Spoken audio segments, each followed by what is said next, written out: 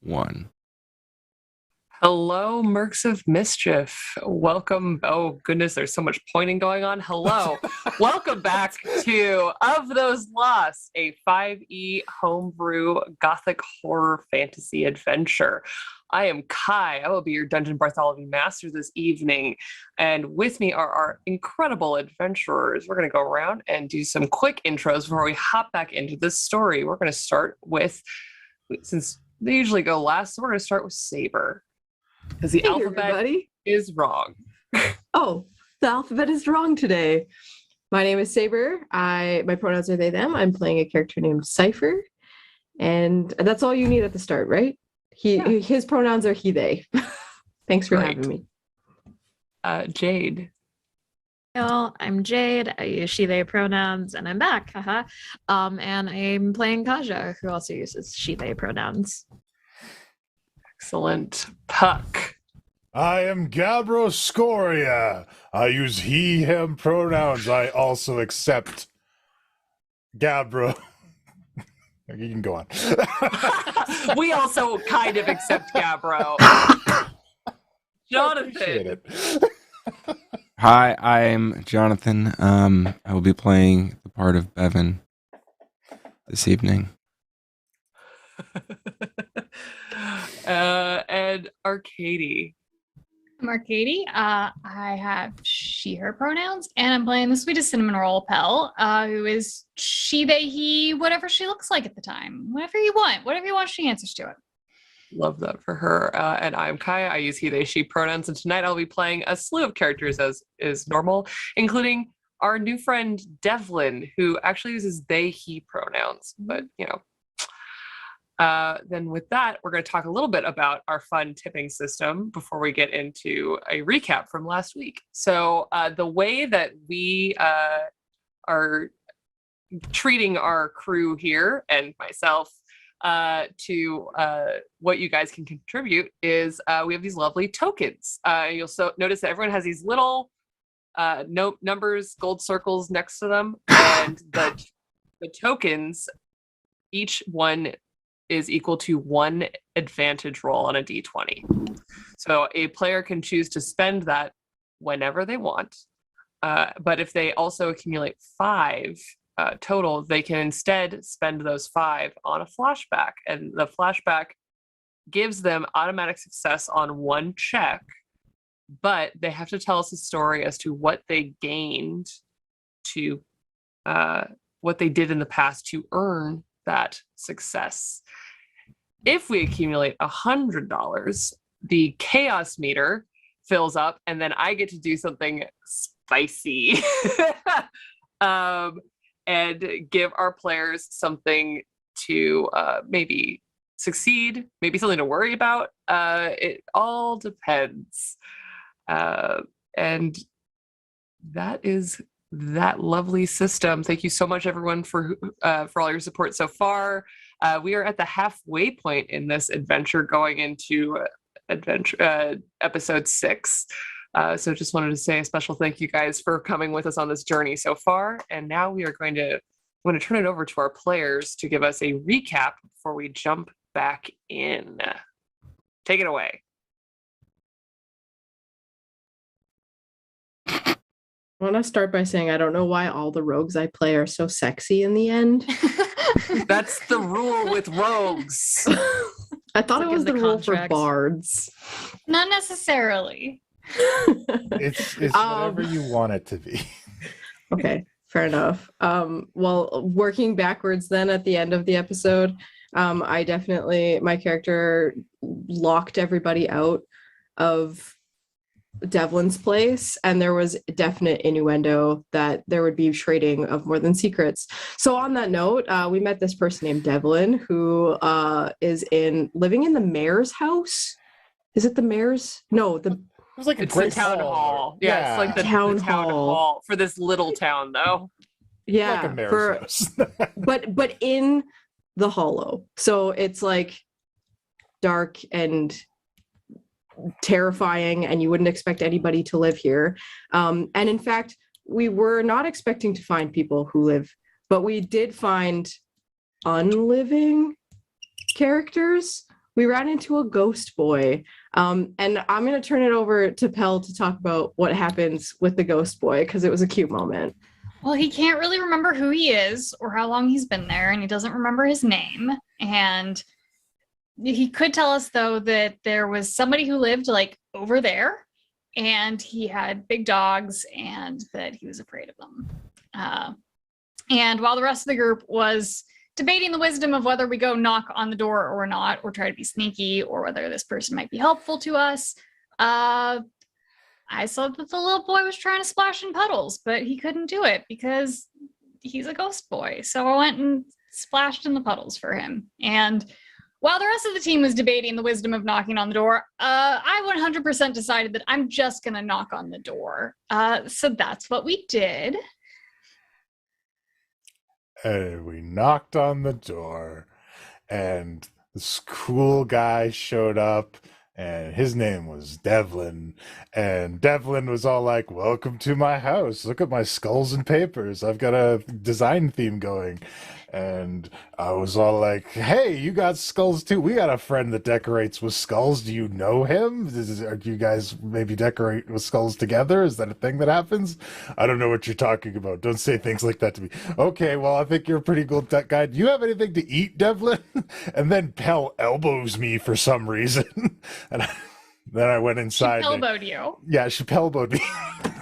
Nice.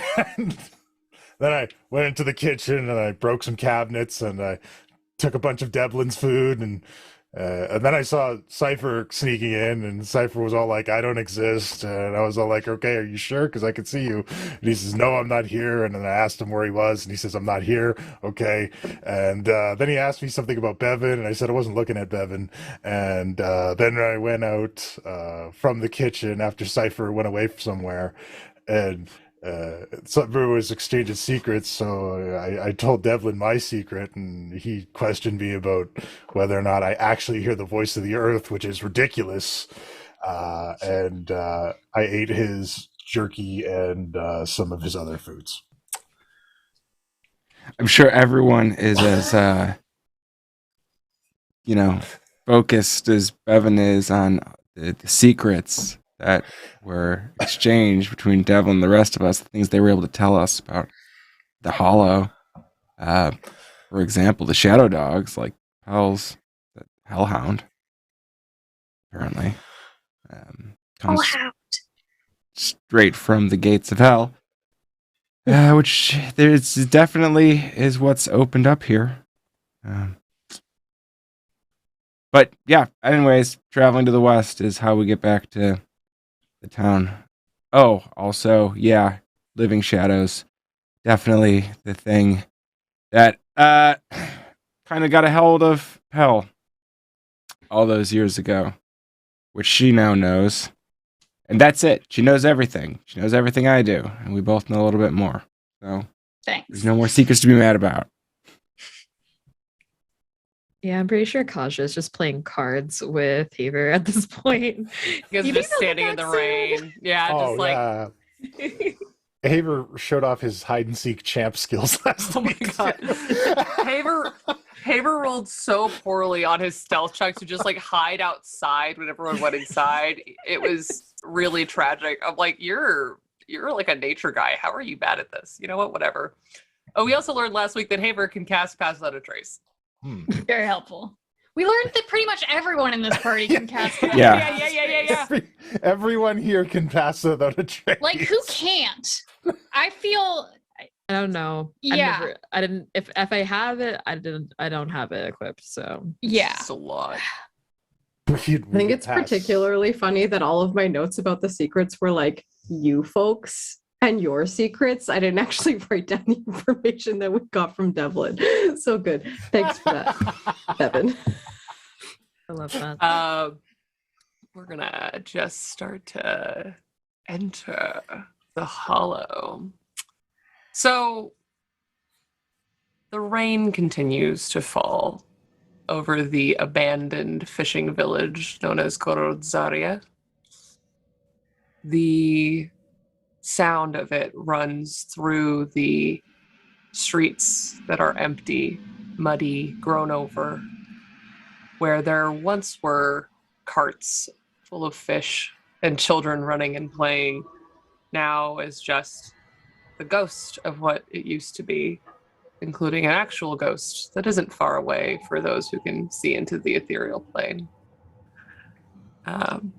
But as the rain falls and you all stand, Bevan and Pell having had a private moment to discuss beings of shadow that have left the hollow, as well as a few other things, we return the rain and a moment of quiet.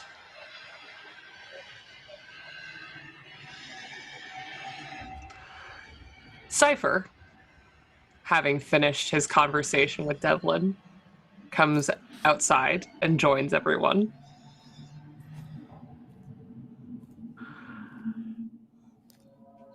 So, do we still stay here? You didn't tell that we couldn't stay here, did you? No, of course not. I just said I'm staying. And Okay. you're all welcome to do what you want. Gotcha, Devlin's gonna let us stay in his big town hall. Who? Who? Oh, the spooky guy in the house. He's got like hell dogs, like Pels. He's cool. He let me eat his jerky.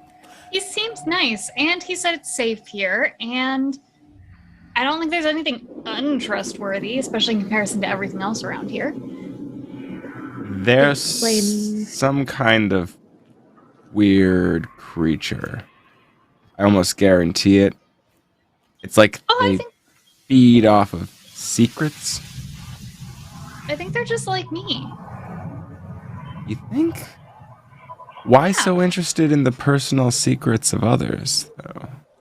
Everyone has hobbies. It's a very specific hobby, but also probably get very lonely living out here. Maybe they're into gossip. Did you trade any secrets? Oh yeah. Yeah. Some of us did. Some of us said things like, I broke a cupboard. Oh, Cabinets. I broke Okay. all the cabinets. Well, Oh. I suppose that is secret to some. They didn't say the level of secret, did they? Right? Look, we've got an innkeeper here that'll take secrets as payment. This is incredible. They seem Does to that know. mean that I have to give secrets to stay, or It's you? okay. It's more about the trading of information. Like, the level of secret that you trade is the amount of information you'll receive back. Okay. and you So all many- feel normal after having traded secrets? I look around this group that is like anything but normal because we're just us, and I'm like, Yeah. Says the half-orc man with a lightning bolt scar through his face. Yeah. yeah, as normal as we were when we woke up this morning. All right. Do not Fair worry, enough. Kaja. If you cannot cover the fare, I can cover you. I've broken many things I have not told people about. You know, Um, I might take you up on that offer. But Heva, is there something that you know about secret trading and what we might be worried about? Nah, I don't really know of anyone who trades in secrets. Perhaps a spy? Perhaps Devlin is a spy. But for who? We did have a few of those during the war. Spies All for- of yesterday for me. I mean, you got Just what makes a kind of face like, okay.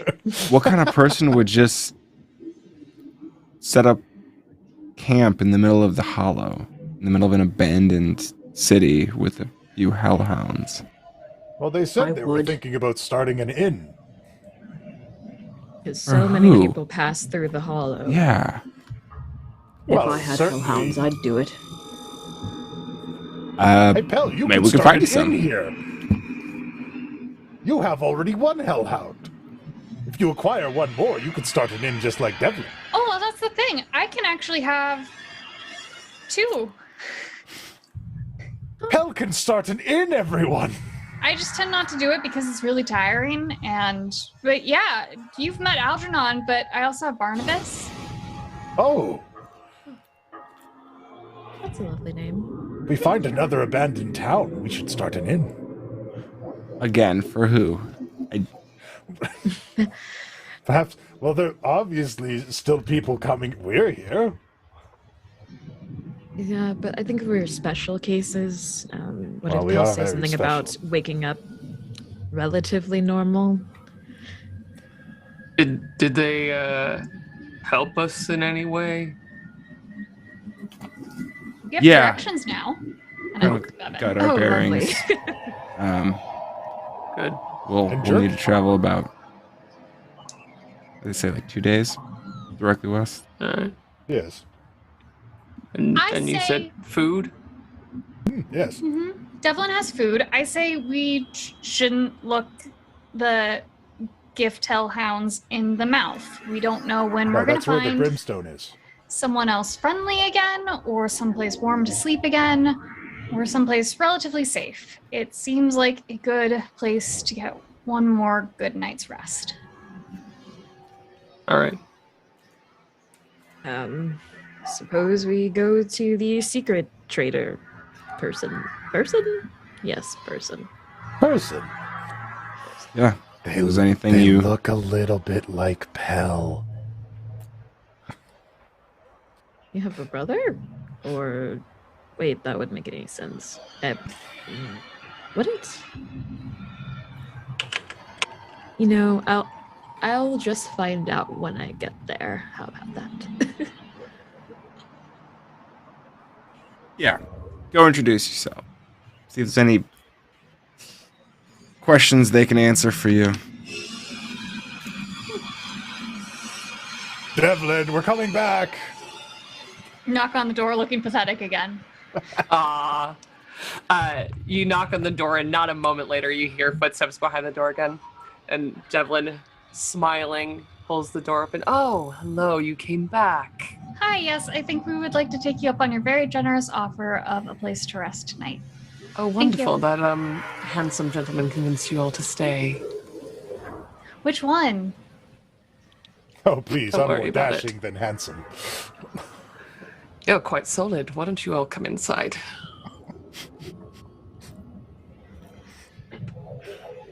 Right. And they open the doors for everyone to come in. What do I see when I open the doors? Or was So- it open? When the doors open, it's a set of double doors that you can clearly see like used to be. Now that it's kind of been said that this was a town hall, at some point you can see how this would be like, where the doors would open and out in the town square would be a party and everyone would come inside to eat, that kind of situation. And inside, when the doors are held all the way open by this unusually tall being, there's a table in the middle that is dressed with just kind of like, it's kind of like a workstation. There's papers and spell components and some other odds and ends just kind of strewn around. You look around and there's an unusual amount of skulls decorating this place. There's a some sort of animal skull in one corner. There's another skull on another table, and then in the middle of the big table is a skull, kind of on the smaller side, with a candle just kind of sitting on the top of it, still burning. But overall, it's fairly well maintained. The rest of this village is so water damaged and moldy and decayed. The wood has rotted. There was a lot of thatch and things that have all decayed away and been washed away over the years and years and years since people have been here. And this place is, besides the interesting choices of decor, fairly well maintained. At the back wall, there are 2 doors, and then you can't see beyond them. They are closed, but everyone from last session would know that there's a hallway there, and one door leads to the kitchen With broken cabinets. with broken cabinets. But Devlin lets you all inside. There are chairs around the table. There's a few things here and there, and you see that they've actually brought out a bedroll. And is setting it up near one of the windows on the side of the building. Is there perhaps an earth cellar beneath this building? There is. It's a bit damp, but you're welcome to it. That is fine. Water pervades this place, but I am undaunted. All right. Let me move a few things around, and I'm sure that there's plenty of room for everyone to get comfortable out of the rain. And they go about kind of pushing the chairs aside and trying to just make an area large enough for everyone to lay out beds. After they've moved a bunch of the furniture around fairly easily, they go to you, Gabbro. If you would follow me. Of course.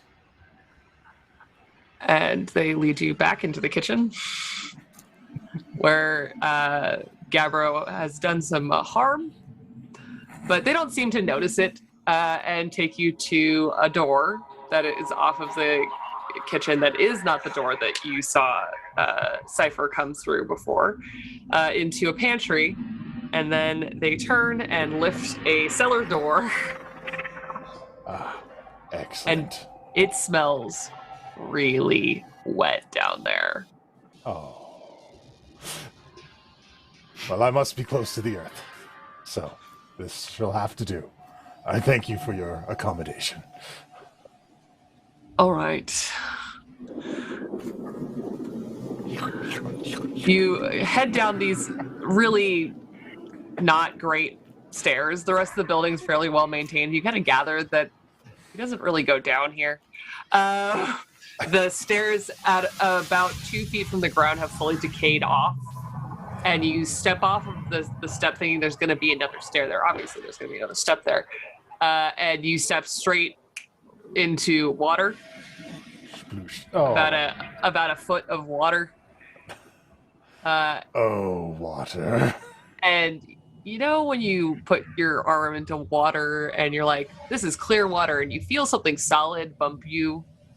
You get a lot of something solid bumping your foot as you enter. It's just like moss and sticks and debris all kind of mixed in there. Maybe some kind of mulchy wood at this point. I see. Well, we'll have to make the best of it. And... Only a foot deep! So... Oh goodness, Gabbro. Make my way through this foot-deep water and find, like, a wall of earth. And then I'll, like, dig out... Like you would with a crypt, I'll, like, dig out a section of earth for myself. As you get closer to the wall, you can see that the water seems to have pooled on one side. It's a fairly small root cellar, and it's kind of heading towards the direction of the river. And so on the more land root side of this root cellar, there is a little bit of a hill. It's still wet, but it's definitely not in water. This shall suffice then. So, plant myself like a root vegetable for the night. And Devlin leaves the hatch open. You can hear some sort of hooking sound as they leave it open for you. Excellent. What is everyone getting up to in the main room? Can I see Cypher anywhere at all? Yes, I'm very, very close to you. Well, so I got a recap from the rest of everyone, but Oh, yes? What did they tell you? they said they got secrets. You stayed behind, it seems. More secrets. A lot of secrets. Nothing about I wasn't the only one who stayed behind. In fact, Pell stayed alone with Devlin first. I just kind of stole the idea. Did you have fun? What are you implying? I mean, he's not not attractive, but You know, that's not the first time that you asked me that. you thought I might have a thing for Pell before. Do you have a thing for me? No, you would have known that already. I'm sorry, but you're stuck with me, but platonically. That's fine. I haven't had fun with Devlin. I don't know what tonight brings. They do want to spend time with me, I think, or just have me stay here. I'm not sure. It might be a good idea to keep an eye on me. I don't know what's going to happen. Well, if you ever need a distraction, I am pretty adept at playing the very concerned doctor. No one really asks questions when you say that you're a doctor, so there's that. I may be needing medical support at some point this evening. Understood. But if he makes you feel uncomfortable in any way or anything, I also can be pretty and then she kind of just does like a weird like wiggle of her arms, like very awkwardly. I can be pretty intimidating myself, if I do say so. That I know, Kaja, and I appreciate you. I think Devlin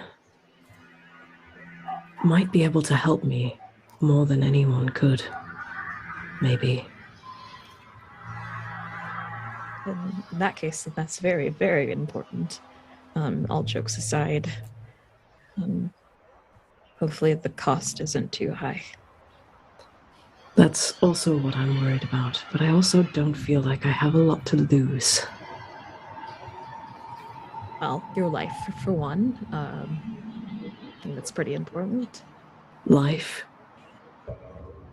You know, I was trying to just be your unlife, I'm sorry. Well, I don't even know if that's it. I'd like to know what life was like. So if I have to risk this, whatever this experience is, it doesn't seem like it's too big of a risk.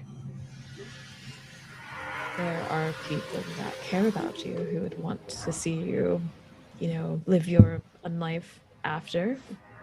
Please tell me, which people are you referring to? This group here? I think that they are way more caring than you give them credit for. Oh, Maybe not Haber for reasons, but I think that they've grown attached to you. I look at the crew. What is everyone doing at the moment? Are they listening in? What does it look like they're doing? What are y'all up to? I don't know. I think probably pretty quiet. Probably settling in and considering the things the last hour or so. Yeah, I feel like Bevan and Pell have like hunted and gone on trips enough together. I feel like they probably have a quiet end of the day routine of like moving around each other's setup camp and just not even have to talk to do it. And Haver has moved to one of the windows and is just sitting and standing and kind of pacing around a little bit and looking out the window. Well, if there has to be caring, I suppose this is a good group for that. Is it odd, Kaja, that the person that I want to care about most and want to care about me most seems to be a person who's also not having much of a living experience?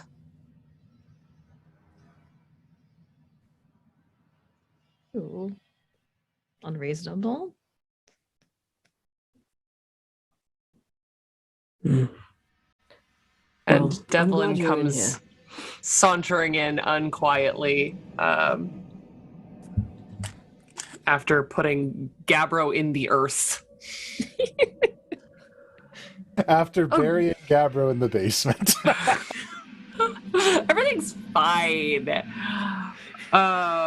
They kind of swarm in, just kind of happy to host a little bit grander than maybe they were a moment ago with Gabbro. Oh, I see you all have found comfortable places. Yes? Yes, thank you again for your hospitality. Yeah, well, My We my don't have pleasure. much to like repay you with. Would you like a donut? You have a some a pastries. donut. Yeah, they're gonna start going stale in a day or two, anyways. But you can have some pastries if you like. Sure. Now that my cabinets are empty, I could use a bit of food. And they come over and kind of peek at the pastries. I liked that hand motion. Peek at the pastries. And they help you all get settled in. Does anyone want to accomplish anything for the rest of the evening? Nose around more? Bury yourself in mud? I suppose I should clarify, Devlin. You asked me to stay the night, and I need to know where. Oh, right there is fine. It's like a sigh of relief, but also some disappointment. Gosh, she's just gonna like snicker. About Right, that. seems we all like just teased Cypher about this before coming in. I think we're all like, Maybe Just a like little echo bit, from the cellar. subtle. Denied. denied. If you'd like to stay closer, my bed does have 2 hellhounds in it. Interesting. I think I am fine here, but I'll go hunting for you later, potentially. Please do. Speaking of hunting, I think that I should talk to you, but not now. I'm pretty tired, so perhaps in the morning before we head out, if that's all right. Wonderful. Yes, absolutely. All right, well, if any of you smell sulfur, stay very still. Other than that, have a lovely evening. thank you, you too. And with that, they leave, and you hear a door in the hallway close, and some rustling of feet. Dog feet. After I'm certain our host has gone to bed, I wish to pray to the earth. Wonderful. Please, that I've please been- pray to the earth. Now, Gabbro is now full of questions. He doesn't show these things outwardly, No. but now he is reaching into the earth and searching for answers as he rests. Wonderful. What does he ask of the earth? Answers about this hole to hell and the presence of the hells here. And also about the little boy. He wants to say a little prayer in hopes that the little boy can return to the cycle and be reborn from the earth. Wonderful. We'll see how the earth responds to you after you all get your rest. The candles slowly dim as they melt away. You gather that Devlin has snuffed some of them, and then the 1 or 2 that were left lit for you all. But also Devlin kind of doesn't seem to care if they didn't say anything, just like, let them burn, it's fine. Fire hazards, I don't know them. And so far, the rain continues to fall, but nothing seems to happen. Does anyone want to do anything before you guys sleep? Oh, you keep asking, so I feel like I'm just making sure. what can I? No. Okay. Then you all find a place to bed down. And you do hear... I'm going on an excursion. I'm sorry, I have to. I didn't Where get are to you- explore those rooms before, so I'm Okay. hoping that everyone else is asleep and I'm just gonna go wander. So you're gonna stealth wander? Yes. She's Okay. not asleep, but she's also not gonna follow. Great. I want to follow if I hear. What do I roll to hear? Hold on. You wait till everyone falls asleep. We're gonna start with an insight check to see if you know that they are asleep or not.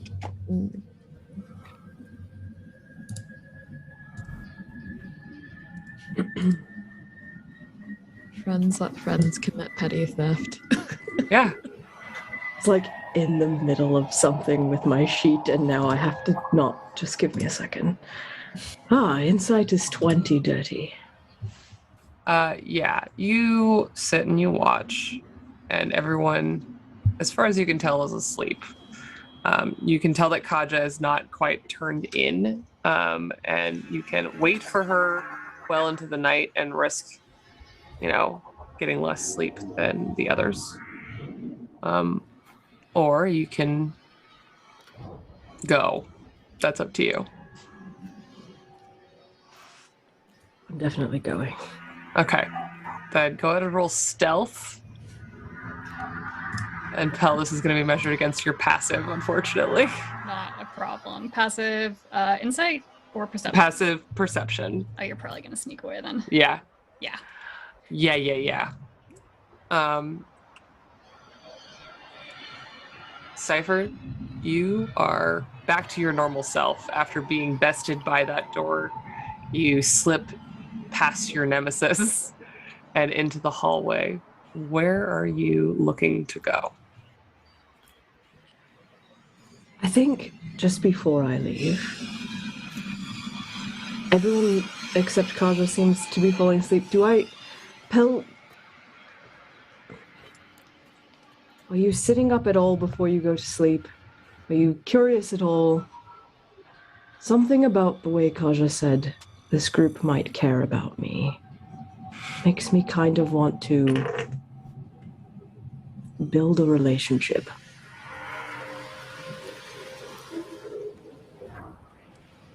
Yeah, I think before everybody went to bed, I put out everybody's bedrolls nice and made sure everybody was comfy. Slept on the forest a lot hunting, and it's not comfortable. And I know this is probably the last comfortable place we're gonna be. And I want everybody to get a good night's sleep. So yeah, I've kind of tucked everybody into bed as much as I can. All right. Well, then, in that case, do with this information what you will. But as I pass to go exploring, I lightly kick your bedroll and head toward a staircase to go upstairs. With how sick Pell is, I can tell you that would probably get her heart rate going, and it would wake her up. Yeah, if You're jarred awake. Yeah, I'm gonna look around. Initial instinct, Bevan. I glance over because I can see very well in the dark. I'm it's not Bevan. It's not Gabbro. See Cypher scooting away. I do a little. You coming? Okay. A message. Where are we going?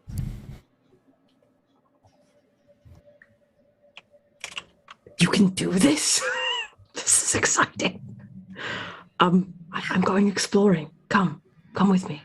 Okay, I say superfluous messaging as I tiptoe out, which I have Nice. great stealth now. Yeah. And I have dark vision. It's a great, pairing. Oh, goodness. Yeah, you all slip. Pell, go ahead and roll me a stealth check. 24. She matched my stealth. We're both 24. Dang. Okay, yeah, you both sneak into the hallway. There is literally two options. There, you can go down the hallway and see the rooms that you haven't seen, or go into the kitchen. I'm following Hallway. you. Hallway for Wonderful. sure. We've seen the kitchen. I Yes. haven't seen the kitchen. You don't need to see it. There's broken cupboards and you have all the food you need. That is So true. what are we doing? Where are we going? We're going into this room. You go to the end of the hallway, and it's a short turn down a very short hallway. There are 2 doors that come off of this hallway. They are seemingly equally spaced, and both go to more interior rooms, and then the hallway runs along the exterior wall on the other side. Okay. So are they like one is on my left and one is on my right, or are they lined up? They're in a line on the wall on the interior side. Okay. The first thing I'm going to do is to the first door closest to me is I'm going to lean into it and see if I can hear anything on the other side of it. Okay. You come up to your ear to the door. Go ahead and roll a perception check.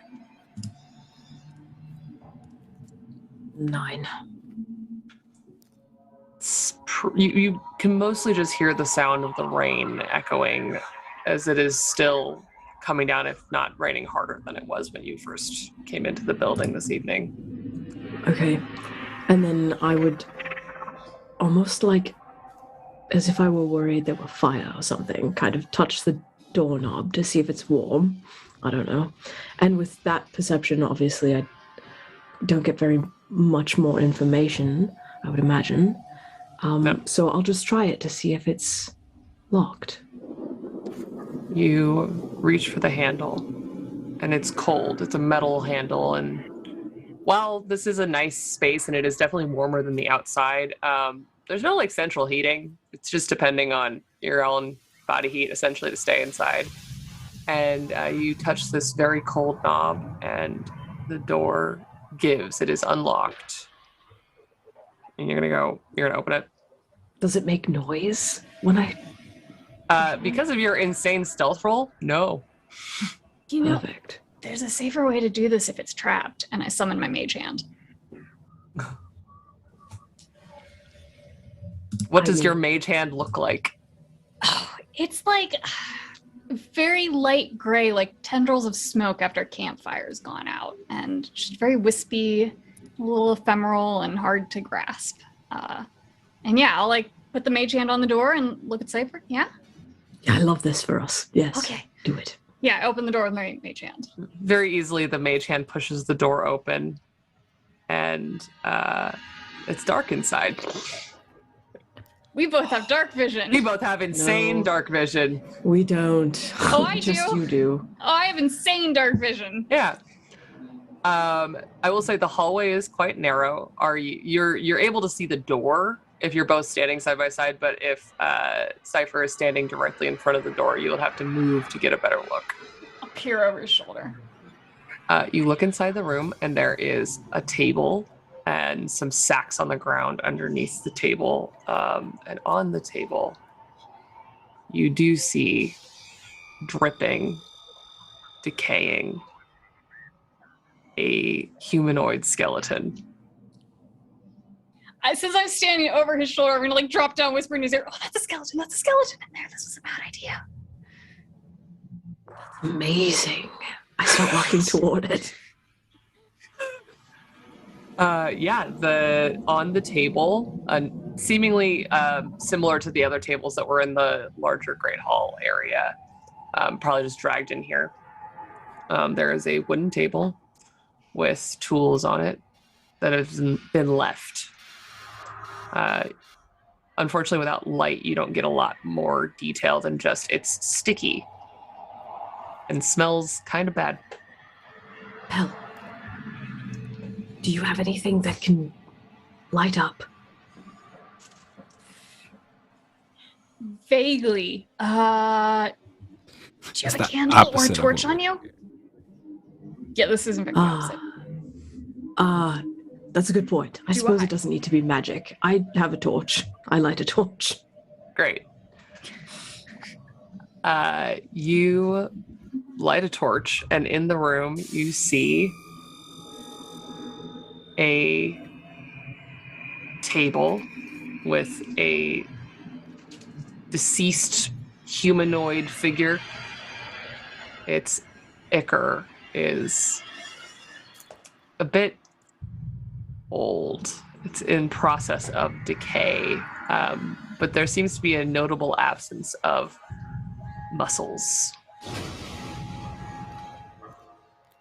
This is just some of the inconvenient organs, blood, tissue that was just left. Interesting. I have no utility spells. And as you do that, you hear a loud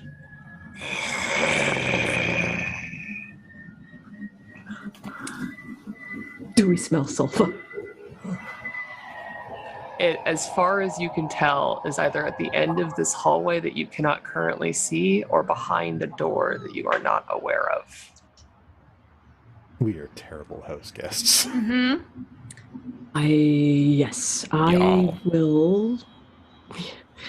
Kaj and I haven't done shit. Pell. Pell, are you okay to keep exploring? Can we try a different room? I mean, yeah, I can get out of situations really quickly, but like, I will have to leave you. What I can do this thing where I just pop and show up. As you both talk, you do hear a door open in the hallway. Don't want to leave you, but I also do want to miss And you hear the clicking of dog claws as these very large paws step out into the hallway, and the smell of sulfur fills the room.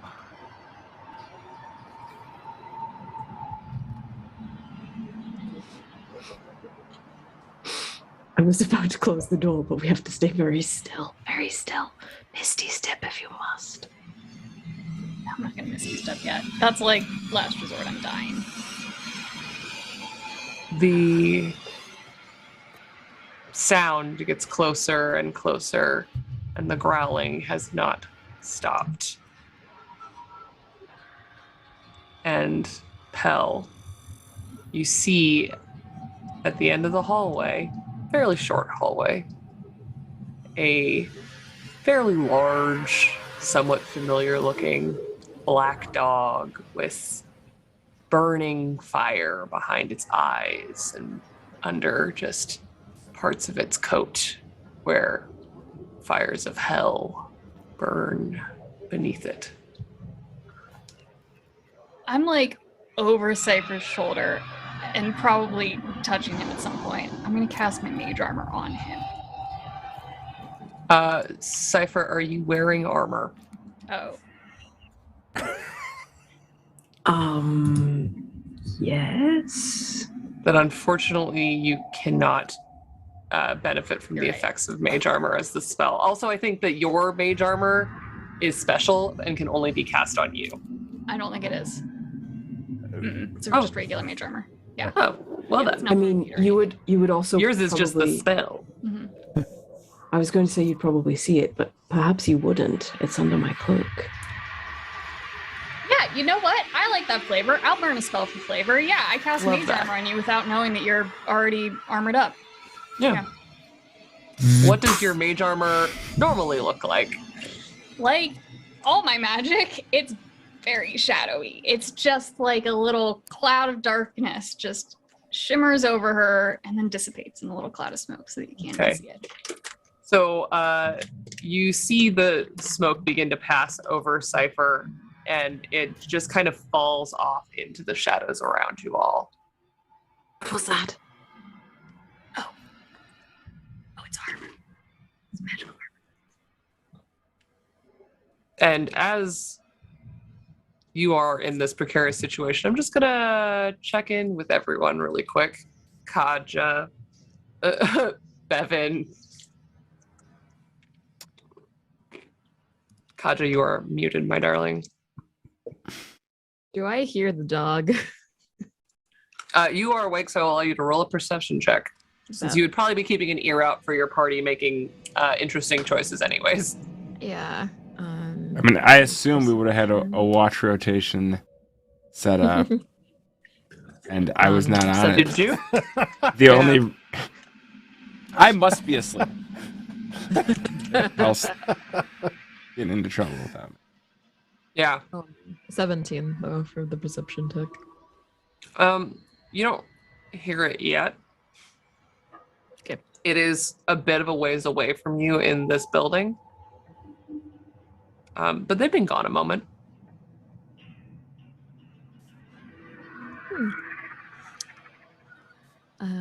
Kaja will like just say to like in her mind she's like, I'll give it like 5 minutes. They 5 minutes have later. 5 minutes. They're dead. I think we could take a hellhound.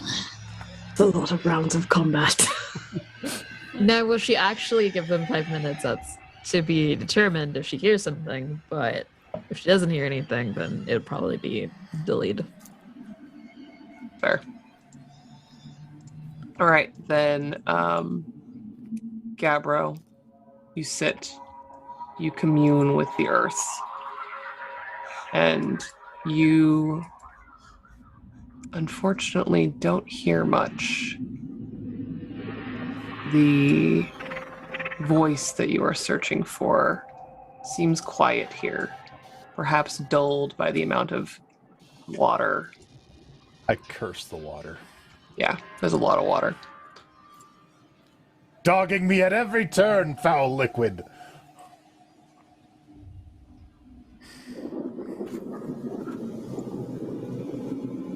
And as for the little boy, well, you don't get any response to your question. You do know that when things are called, they must return. And he's clearly been called and has clearly not returned.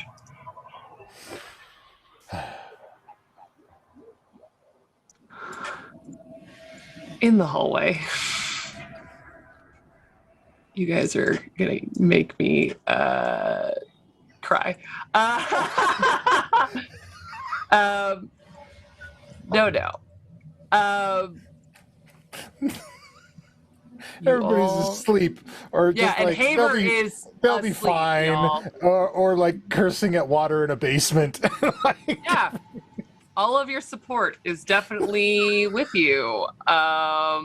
It is As, so out of character for me to not do this. I hope everybody knows. yeah, I'm aware. I have an idea before this thing attacks us. Great. What's your idea?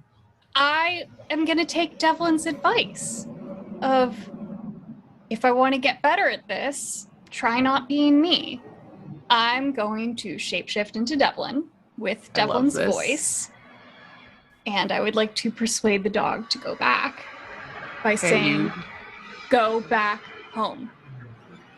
Interesting. Persuasion roll? Yes, go ahead and roll a persuasion check. 18. Against. Oh, goodness. Could I have seen her doing this and have touched her with guidance? I will say because it is happening instantaneously and any other activity that you might do might cut into some mechanical issues given how close we are to what would be combat, I'm going to say no. Fair enough. You transform into Devlin. And you do see this hellhound stop. Its big eyes with flames smoking up into the air and the smell of sulfur now thick around it. These aren't cute, cuddly hellhounds like Algernon. I mean, neither is Algernon, but he is T'Pel. Like, Algernon's horrific. Yeah, Algernon's horrifying. These ones are lean and maybe a bit hungry looking. And you stare it down and your voice transforms into Devlin's. And the advice, at least for now, seems to have worked. The hellhound looks around and turns back down the hallway.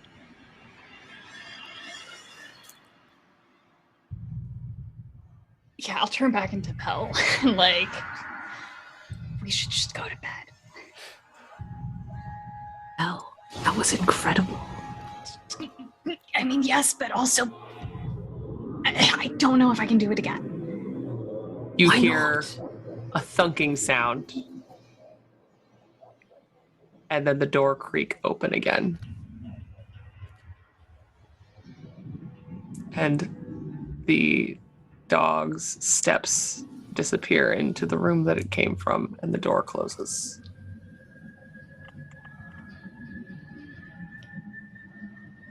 Fine. I don't want to put you at risk. I just thought it would be fun. I mean, look, it was fun until there were corpses and then dogs that are bigger than mine. Do you think corpses are fun? I mean, Devlin said I could look around. Okay, well, Devlin didn't say I could look around. Yeah, but if you are Devlin, Also, that came with like a wink-wink implication. I don't think it was like... I think it was like look around her room, not look around her rooms. And I'm like Okay. tiptoeing backwards as I'm doing this, like tugging on his sleeve, trying to get him to come with. I'm following you, but how am I supposed to know which room is this? Don't I have to look in the rooms to know which one? If you want to keep opening doors, you can, but I'm going to go back to bed. Fine. I'll follow you down, but I'm dejected. Do you close the door behind you? Yes, I suppose. Can I take something with me? What do you want to take? You said there were tools. What are these Yeah. tools? There's a very rusty looking kitchen knife, a pronged fork of some sort, a few grabbing implements. Nothing that looks like unique. Not really.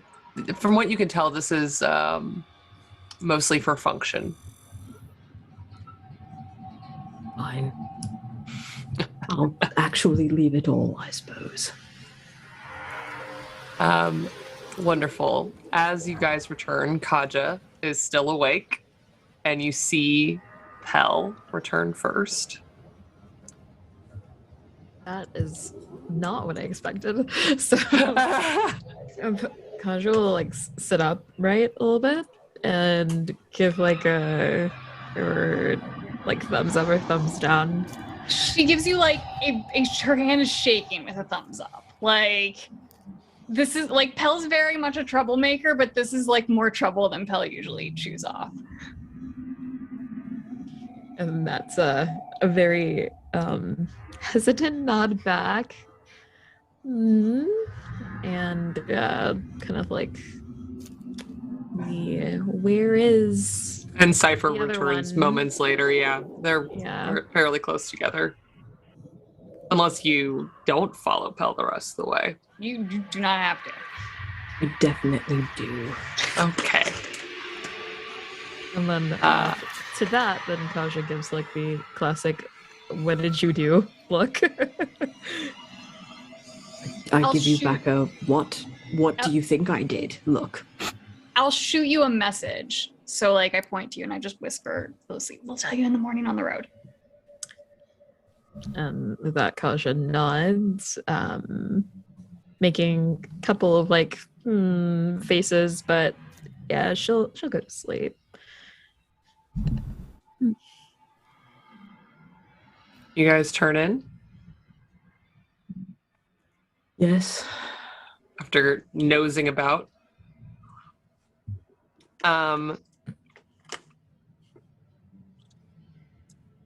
Cypher. It's a role-playing game. As you sleep, you lay down and how much do you dream normally? Me? No, Cypher. Oh, I want to say every night. I don't always remember them, but I think I do. You drift off. And at first, it's a similar malaise of dreams about traveling, dreams about seeing the sky change, some more normal, mundane dream things as well, things that are out of place, people who don't belong where they are. And then you hear a bell ringing. And it keeps ringing and getting louder and louder, and it's a large bell. It's not some little hand bell. It is the sound of a very large iron bell banging. And just when it seems like it's about to become too much in your dreams, you see it. The top of a tower, city ablaze, and you standing at the foot of this tower, covered in blood.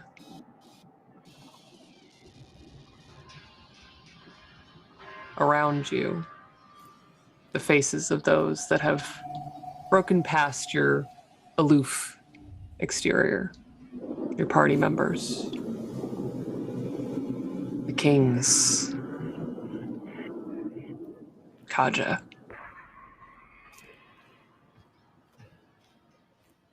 Fire rages around you.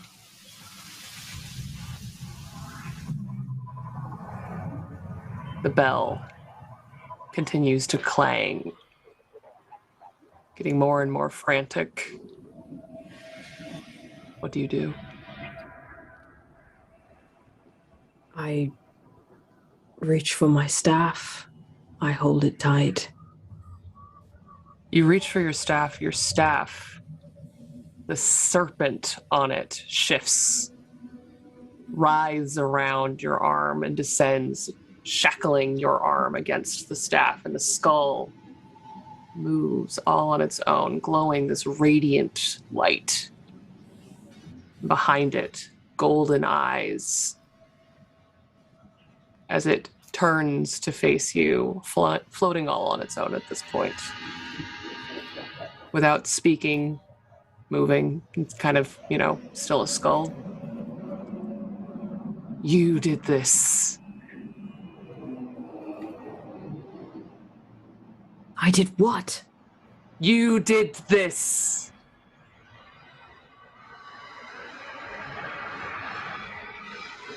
Do I recognize the voice? You definitely, it's a dream. Your dream has put in there the voice of someone that you don't remember ever knowing, but you know that it belongs to a very tall, blonde woman.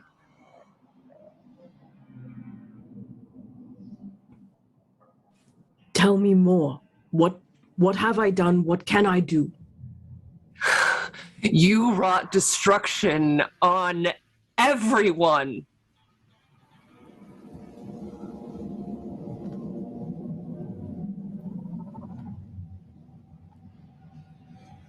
The serpent tightens on your arm.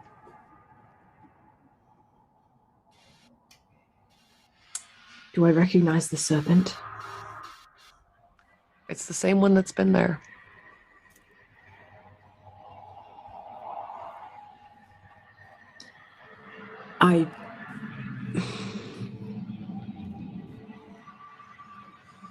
I enter the bell tower, even though it's on flames. You go to ascend the bell tower, and standing at the bell with a large hammer in hand and pulling on the actual rope to make the bell swing is a familiar face. A Yuan-Ti, same height as you, same face.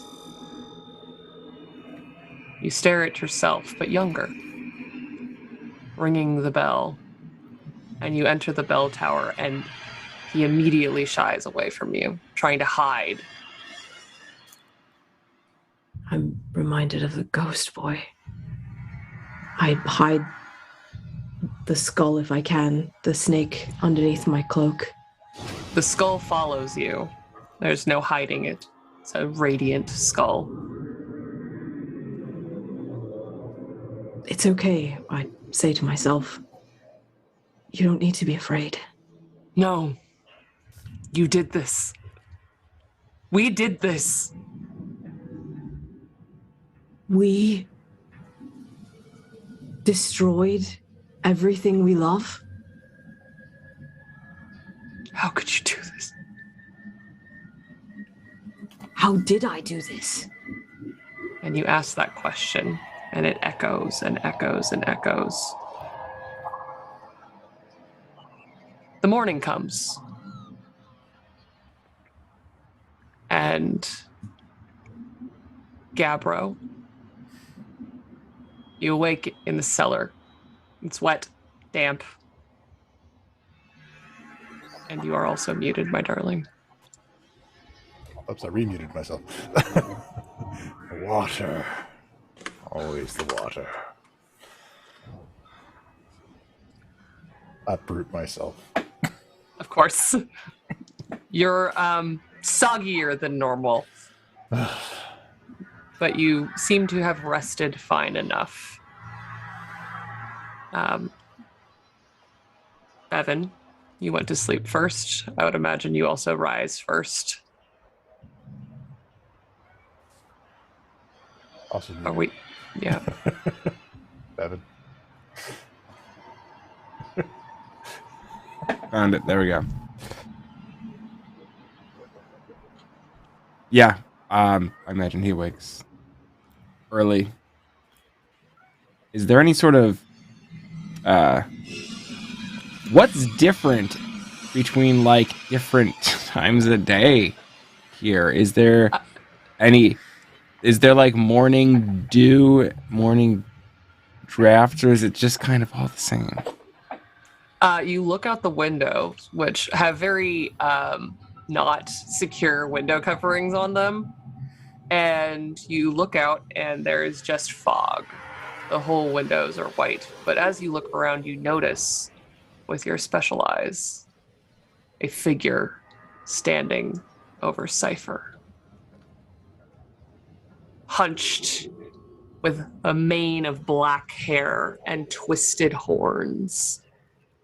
Hands reached out, wearing familiar clothes, but in the ethereal plane.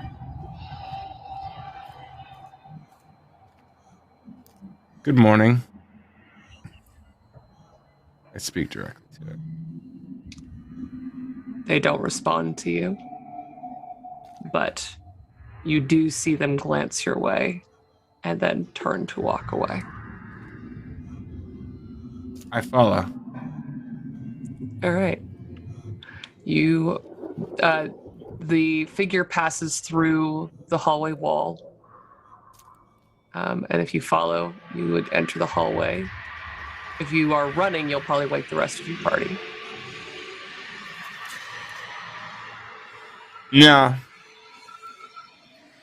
I think as it walks there, that's the extent of Bevan's curiosity. Okay, yeah, you do see them pass through the wall. And you don't hear any other movement or see anything other than your party sleeping. And Cypher, unfortunately, you have been visited in the night by some sort of horrible vision, and you have not rested. And your hit point maximum is temporarily lowered by 6.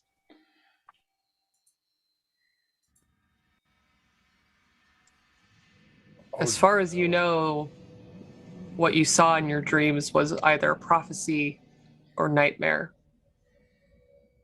Unless you talk to Bevan. But the rest of you do wake unless Bevan does something. I just kind of want to see, like, yeah, what do I? Does it ring a bell? Does it click anything in my mind? Do I know anything like the general look of this creature? Roll an Arcana check. Arcana. Okay. If this is in relation to a fiend, do I get this advantage on this? You may add, yes. Okay. What you have seen, while you don't exactly know the name of it, you've heard tale that there are fey creatures that have been corrupted by fiends that merge both abilities and feed on nightmares and secrets. And with that, we're going to take a break. Thank you all for joining us. We'll be back in 15 minutes for the second half of the episode. See you then.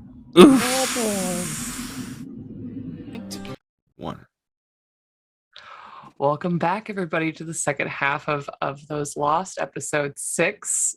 Before we get back into it, we're going to go around and introduce our players, talk a little bit about what we do, talk a little bit about what's going on in Mercs, starting with Saber. Hey everybody, Saber_Sensei on the Instagrams for art stuff, and I have a project that I'm excited to talk about today. I don't have a date yet, but I am one of the co-chairs of a GSA for teachers, and so I help to run a GSA conference, and one of the things they've asked me to do is to try and find an Alberta kind of in Canada area group that would be interested in doing some tabletop role-playing games to stream for a charity event. So some Alberta players that I know and some BC players, and then, you know, maybe some of you folks. I'm looking for some players that might want to do a charity stream game. So yeah, if you're listening and you're interested, you don't have to be from Canada or from Alberta. But if you are, then that's all the good stuff, and people are waving. Yeah, so like, yeah, this is my little like heads up to anybody who's watching the stream. You can reach out to me on the Discord. You can find me there or through the Instagram. And if you want to help make some money for some queer kiddos to attend the conference and to have a little like budget, so there's cool things that happen for queer kids, then yeah, just let me know. So thanks for letting me have some time on the stream to talk about it. That's amazing. We'll talk. We're gonna bounce it over to Jade. Really? I'm just like fangirling over this right now. Same. Okay. Let me just the feelings real quick. Yeah. Hi, I am Jade Valkyrie. I do the cosplaying. I do the hosting, producing. I also do just general content creation and bump into my mic. Yeah. So my schedule seems right now like Mondays I'm over on Feywild and Out. Tuesdays I'm going to be starting up my own personal streams again. On Tuesdays, Wednesdays, I will be here. And Thursdays, I'll also be over at my own personal channel. We're ramping up content on Twitch because, like, why not? Playing games like Coral Island. I had to actually first time playing Monster Camp. I've only played Monster Prom in preparation for Monster Road Trip that's coming out next week. So yeah, I think that I want to be playing more of those because I love those, and all the lovely tabletop voice actor people that I know are always kill it on those streams too. So let me know in case you would be interested in joining one of those. But other than that, just follow me on most of my social media, like Jade Valkyrie and Jade Valkyrie with the E at the 3 at the end here on Twitch, and I'll keep you updated about the stuff I do. Wonderful. We're gonna bounce it over to Puck. Hello, friends. Are you troubled in ways that only I can help? Specifically by watching videos. Anyways, I'm Puck. You should watch my videos on YouTube. They're really cool. I talk about stuff. I examine things with my mind, and then I talk about them. and in video form. I also DM shows over here when I'm not being a colorful character. I'm DMing shows, and you can watch those on Mondays. You check them out on my link tree, and that's me and what I got going on. Throw it over to someone else. I'll throw it over to Jonathan. Oh, hi. I'm Jonathan. He, him. I play Bevan. Also, he, him. I'm the producer here, and I'm recovering from COVID. So I'm pressing buttons and typing chat commands, and trying to keep things going. That's You're all doing I've got. so good. Thanks. Take it away, pal. By You all can means. catch more of Jonathan on Monday night's shows where he also plays in, which is called Last Light. And yeah, that's Monday. And hey, you can find me over there on Monday too, playing a very put upon accidental leader who's trying to keep all the shit together in varying degrees of success. So that's where you can find me Mondays. Otherwise, you can find me hanging out on my Twitter, which is Arcady Koshka. And I'm probably gonna start streaming again soon. I've been getting the itch, and I moved, and now I'm finally settled in-ish. So I should probably just start playing video games on the internet more. But yeah, otherwise for the next couple weeks, this is the only tabletop thing I've got going on. So come hang out on Mondays, and stay hanging out on Wednesdays. Wonderful. And I guess it's my turn. Hi, I'm Kai. You can find me as Estella Imladris on all social media platforms. Doing this thing here on Wednesdays, having a grand old time with these people for a couple more weeks. And then you can find me on Tuesdays, at least one more Tuesday, because the finale is next week, for my Vampire the Masquerade Chronicle Manhattan by Midnight over on Going Critical RPG, where the politics of New York are very complicated, and I may have just made some very stupid choices. It's fine. Don't worry about it. And then very excited to talk about tomorrow, where I am going to be guest playing over on Transplanter RPG. Oh, so excited. At 7:30 Eastern. Come check that out. That's going to be super fun.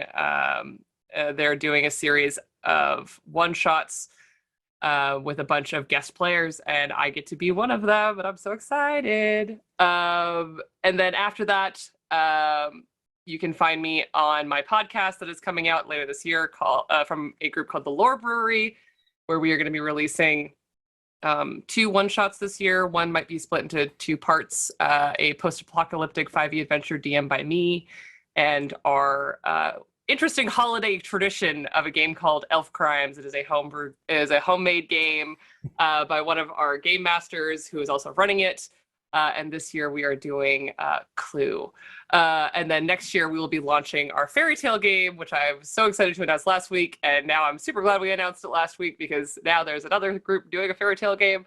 But ours is a lovely adventure where the fairy tales that you think you know, that's just the beginning. And besides that, I'm going to be here having a good old time with these people. And without further ado, I think that is our... Yes, you got more? I totally dropped the ball, and I will be on Dragon Talk next Wednesday, talking about podcast stuff over with the official Wizards of the Coast podcast thing. I'm glad to check my calendar. Incredible! Well done. Yes, which I'll probably be waxing poetic about how much I love this campaign. So Aw. check that out. And it'll be Wednesday also, but it'll be in the morning. So if you want a double dose of me, that's the day to do it. I love that. Also, extra Jade. Bonus Jade. Bonus Jade.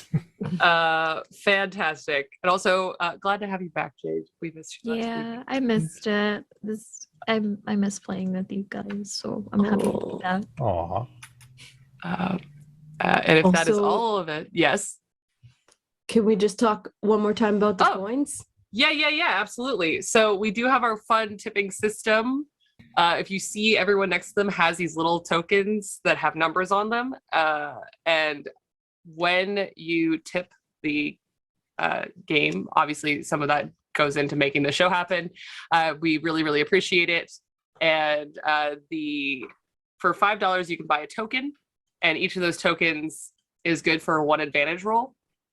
If a player accumulates 5 tokens, then they gain the ability to instead have a flashback, which gives them an automatic success on a roll. And the way that they then earn that is they narrate what they have done in the past that allows them to automatically succeed in the present. Are these it's a little bit token of fun. counts right? Did somebody No, somebody else cashed in a it was me. Cypher. I wanted to Flashback. double check in on that. Cypher cashed in. yeah, everything got thrown off. Okay, that's what I thought. And I think and then at the very bottom, there is a meter. That is for me times. That is the fun DM meter. If we fill the chaos meter up, then something to be determined when it happens, chaotic will occur. It could help the party. It could hamper the party. But that is not going to be known until it happens. But those can only happen with your help. We really, really appreciate your support. And for you guys just coming and watching and hanging out with us, we're having a good old time, and I hope you guys are too. All right. Without further ado, we're going to return to the morning in the hollow. Bevan, having seen some sort of spectral creature in the ethereal plane, resembling their host, but looking very different, pass through a wall or two, making a quick escape. Gabbro has unpotted himself from the dirt, from the wet dirt. And, Trump upstairs covered in mud. the rest of you begin to stir as you hear sunk, as Gabbro emerges from the kitchen. once the figure kind of passes into the hallway, I will go over to Cypher and just kind of shake him awake. What have I done? Hey. What have I done? Hey. What? Bevan! Are you, feeling normal? No. What does that mean? No. Okay. Are you alright? No. I think they tricked me. Who tricked you? Devlin, we need to get out of here.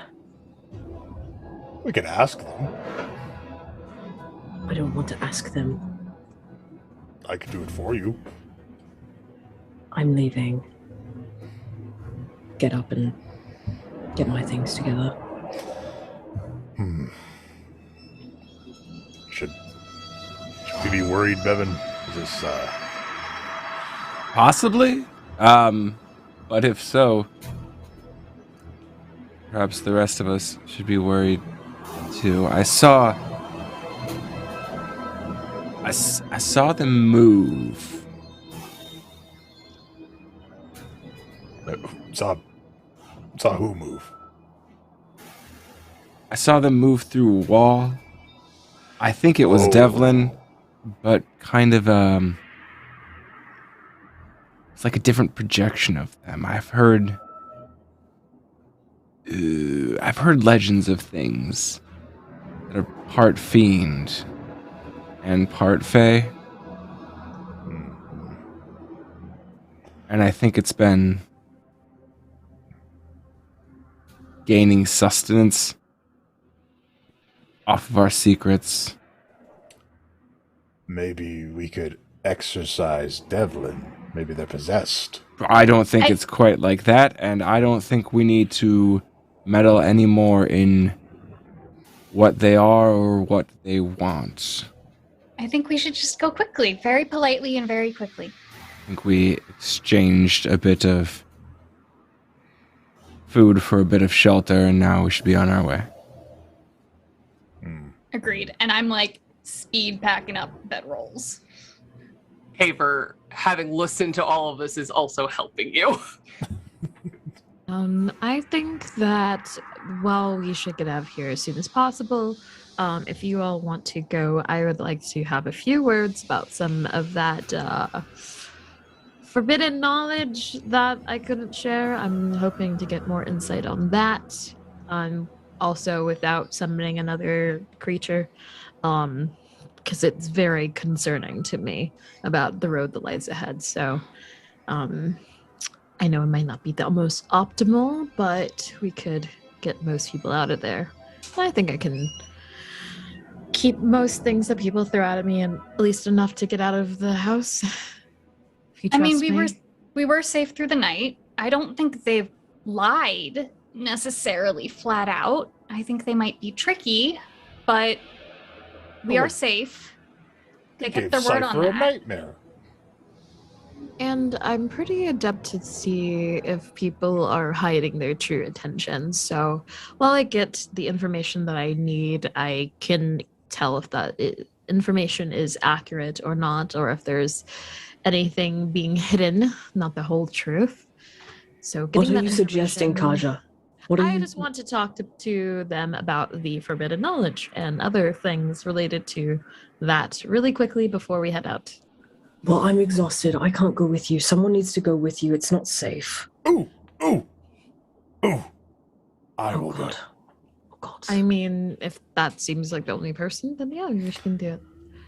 Just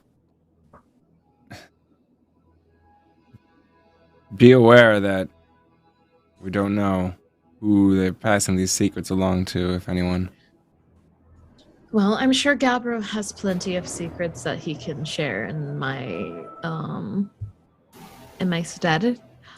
And I feel at this point I can share the same information that I shared with you all.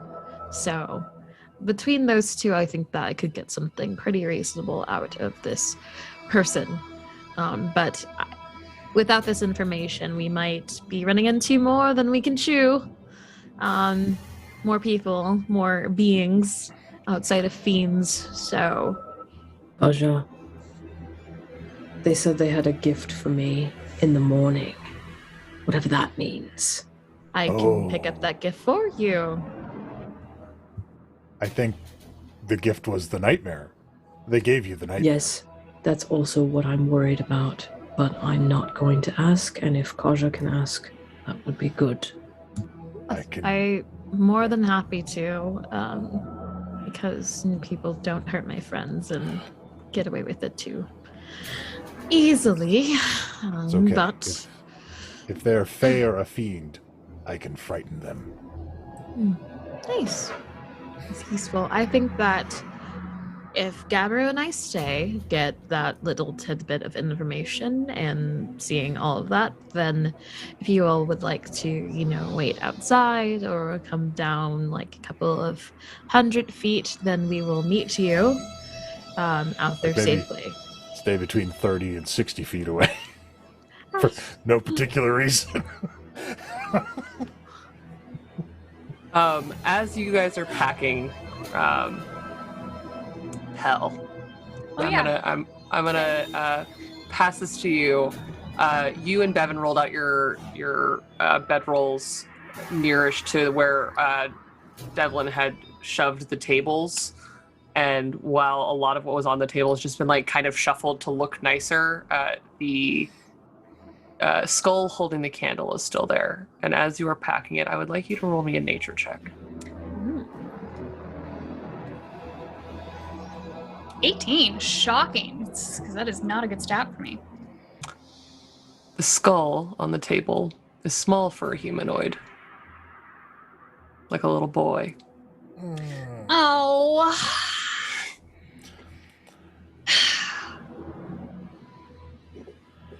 Do I know anything about ghosts? Should I take this skull is what I'm wondering. Well, you know enough about ghosts. You've been around spooky things. You've been around all kinds of stories about the undead and ghosts and things like that, especially growing up in Hull, especially growing up in Lorch, so very close to the border. I would say that you have some idea that ghosts are often bound to objects. Yeah, I'm gonna steal that. Okay. Starting to think maybe Devlin's not cool anymore. Right. Look, the first hint was when Devlin was like, have you tried not being yourself? And that's like not Pell's jam at all. And it's just gone downhill from there very quickly. But they are still very pretty. Yeah, I'm just gonna, if Devlin's not around, I'm not gonna be subtle. I'm just pull out the candle, swipe it under one of my many sweaters. Wonderful. You have a skull in your sweaters. All right. Yeah, and then I'm gonna like super get out of here then, since I just stole stuff.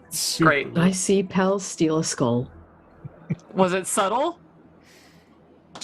You know what? Yes, I was gonna try to be slightly subtle, but I only have a 4 sleight of hand, so Go ahead and I'll roll. the sleight of hand. But Yeah, 13. that. Cypher, that definitely does not beat your passive perception. You definitely see Pell do this. Okay. I'm not going to do anything about it now, but that's a good mental note. I'm so tired. Yeah, and I'm gonna chirp in our little chittery language to Bevan. We should really go very quickly. Like I say in a very calm tone, but we should go very soon.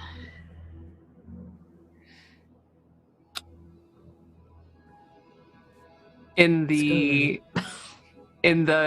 back area close to where Pell and Cypher had explored before, you do begin to hear sounds even through the closed doors in the hallway. I'm out. Whether Bevan or Cypher follow me out of here, I'm packed up and gone. Haver is right there with you. Haver does not Right. want to know what's coming, and you all do begin to smell sulfur. I'm following, and I look to Kaja and Gabro. We're getting answers, right? Yes. Answers it is. Yeah, I'm sticking with Pyle. Okay. Great. Everyone but Kaja and Gabro exit Uh, into.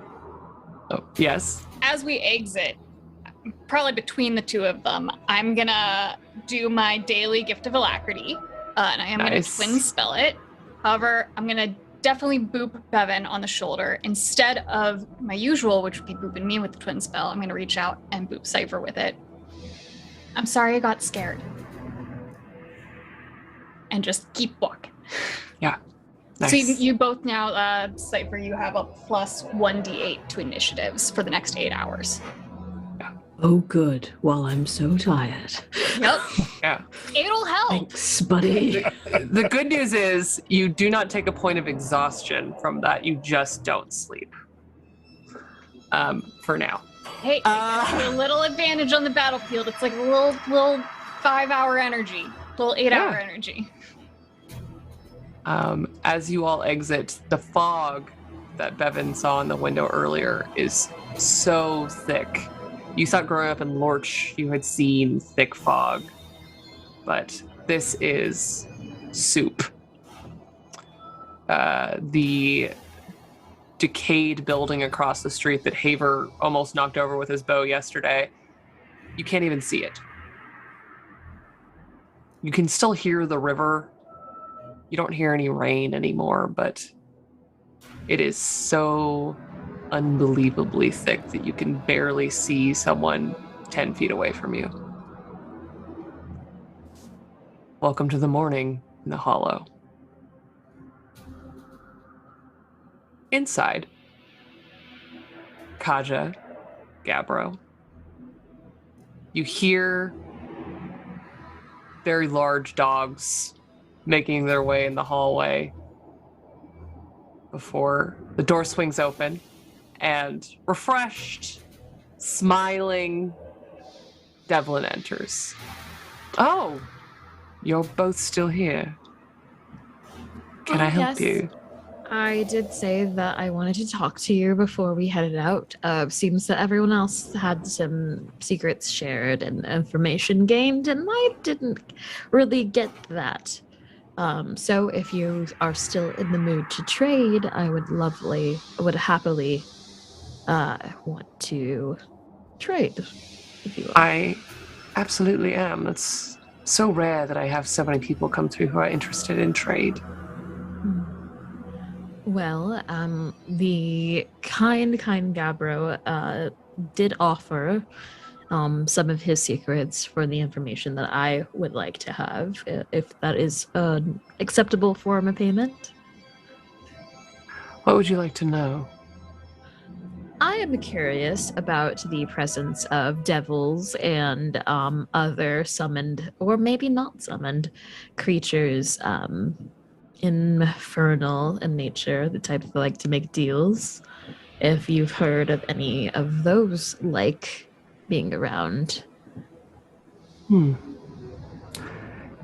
Gabbro, besides broken cabinets, do you have any other secrets to share? Oh, I have many secrets. Many secrets. For example, a few days ago I was outside of a town and they were inspecting a cart full of apples. And I said I could not... I said I could not detect any diseases or corruption inside those apples. As far as I know, I don't necessarily have that ability, but I was pretty confident it was there.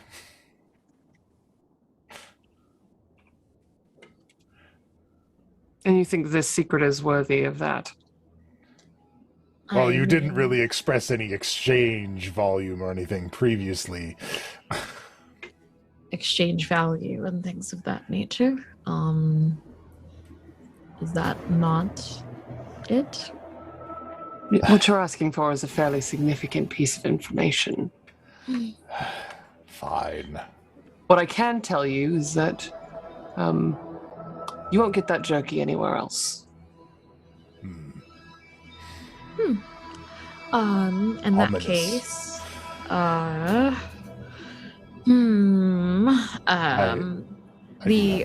another one.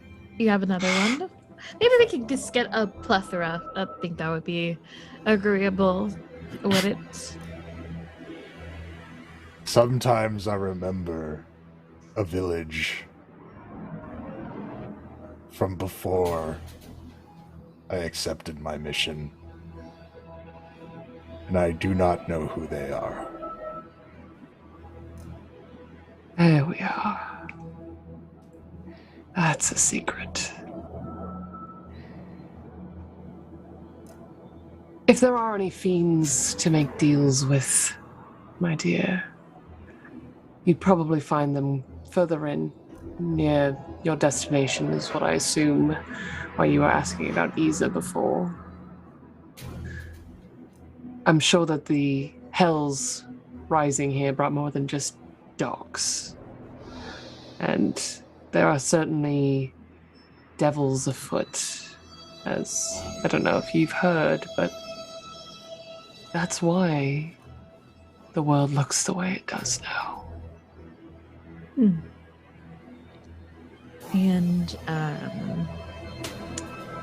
for this next, I think that it would probably be best if I told you discreetly. No offense to you, Gabbro, it's just that's something that I want to be more specific about. But I do appreciate you offering your secrets in exchange for information that I want. That is very, very kind of you.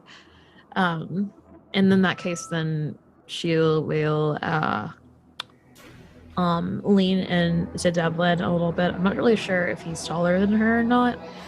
He's pretty tall, but so is Kaja. I would say that you could probably get close enough. Pretty even, I guess. And whisper, yes, I'm thinking of the type of entities that would ask for souls in exchange for giving riches and good health and the like. It seems like a very distinct type of individual, of fiend, perhaps. And she goes on to give a description of the fiend or the entity that I'm talking about that you would also know. Yes. Seeing if that is the person or if they have ever seen such an individual or someone similar. That's one I haven't heard of in a while. But I did make my way through the woods to get here, and what you're searching for you might find up high in the mountains above Isa. In the mountains. Okay.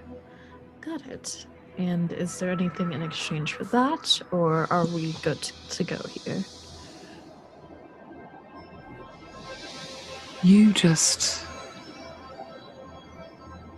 You take care of that, won't you? That is the goal. If there is any other goal higher than keeping my party safe, that would be a close second. So don't you worry about it. Hopefully they are banished from this earth and this plane for a very, very long time. If not, at least your party's in the care of someone who knows how to send people on. That's true. Well, I appreciate your time and your hospitality. The rest of the party also sends their regards. And we will be on our way, so thank you. And she'll do like a little courtesy bow, like not really too deep, just a nod, if you will, before heading out. Just one more thing. Never mind. One more thing. It's only fair. Did you give Cypher a nightmare? Me? How would I do that? I was asleep. Right. But did you... You didn't answer the question. You just kind of dodged it a little bit. That wasn't... But did you, though? What are you accusing me of? I'm not accusing you of anything. I'm just... I want to know. In the hallway, you hear... I think that what he's trying to say, or trying to regale, is that our friend did have a pretty bad nightmare, and the only other thing that is out of sorts in our party is that we stayed with you. So perhaps there's something that snuck into your place that potentially... You're in the hollow. That's what I was saying, but... The thing about that, Devlin, is a friend of ours saw somebody that looked like you.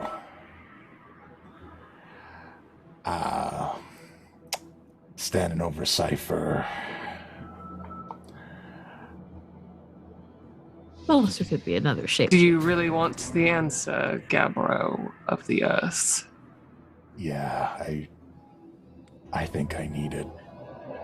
Cautious. Before your eyes,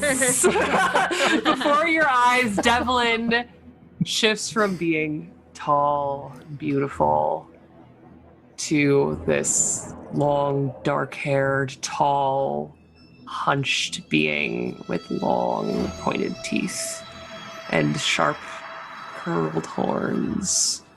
And while they are more bent, they are also as tall as they were when they were standing upright. And a jagged yellow smile crosses Devlin's lips. And I need you all to roll initiative. Good for you, Gabbro. I couldn't let it go. Good for you, Gabbro. What if we don't fight? What if we just have Gabbro fight this? Gabbro will fight this because this person hurt one of Gabbro's friends. Oh, I also get to add a D8 to that. Yeah, too, so right? remember, Cypher and Bevan, you have a D8. It'll be a 26. Mathing for initiative, 19 actually. I can't see my token to click it. No one can see any tokens. Give me one. I will go second. first in a conflict that is happening inside a building I am outside of. I mean, Correct. Yep. Give me just a I've got an moment. 18. Okay, hold those numbers for me. Very well. Okay, Bevan. 26. Great, you're doing so good. Pell. 18. Cypher. You said at plus a D8, right? Correct. Yeah, 14. nice. I mean, you guys are outside, so Mhm. I'm just having you roll initiative in case you come inside. Kaja. 19. Gabbro. 18. Now for Devlin. Oh goodness, guys. Strong choices being made all around. And Haver, help. Oh yeah, and Who's Haver. also outside. Correct.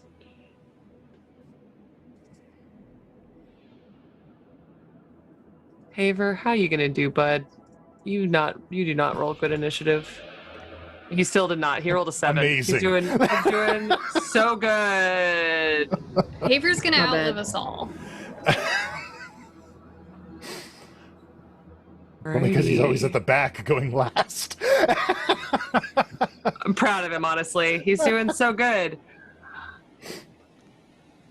Okay, Kaja.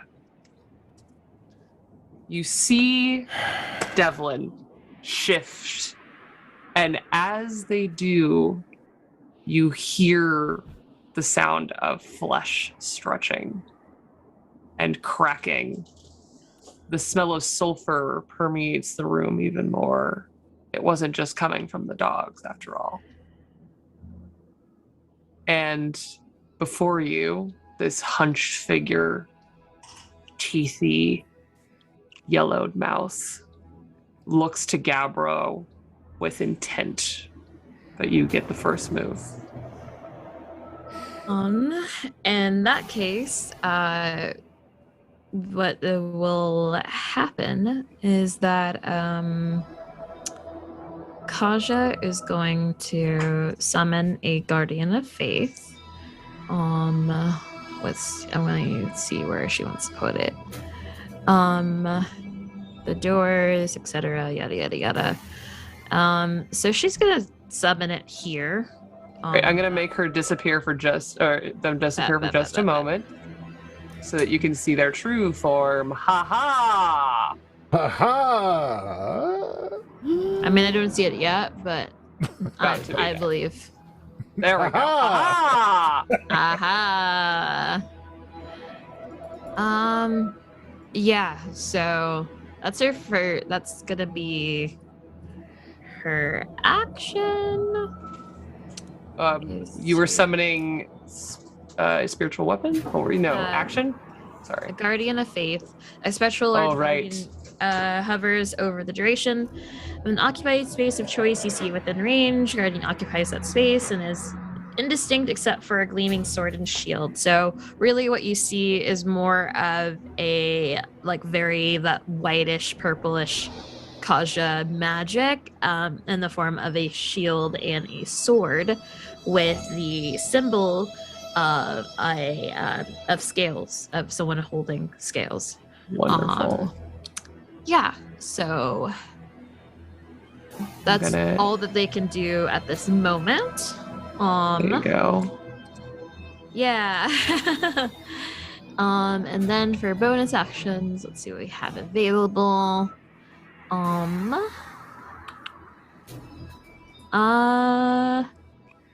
Yeah. And then I think that's all she's gonna do at this moment. Wonderful. Gabbro. Compel duel. Oh, all right. Bonus action. Compel duel.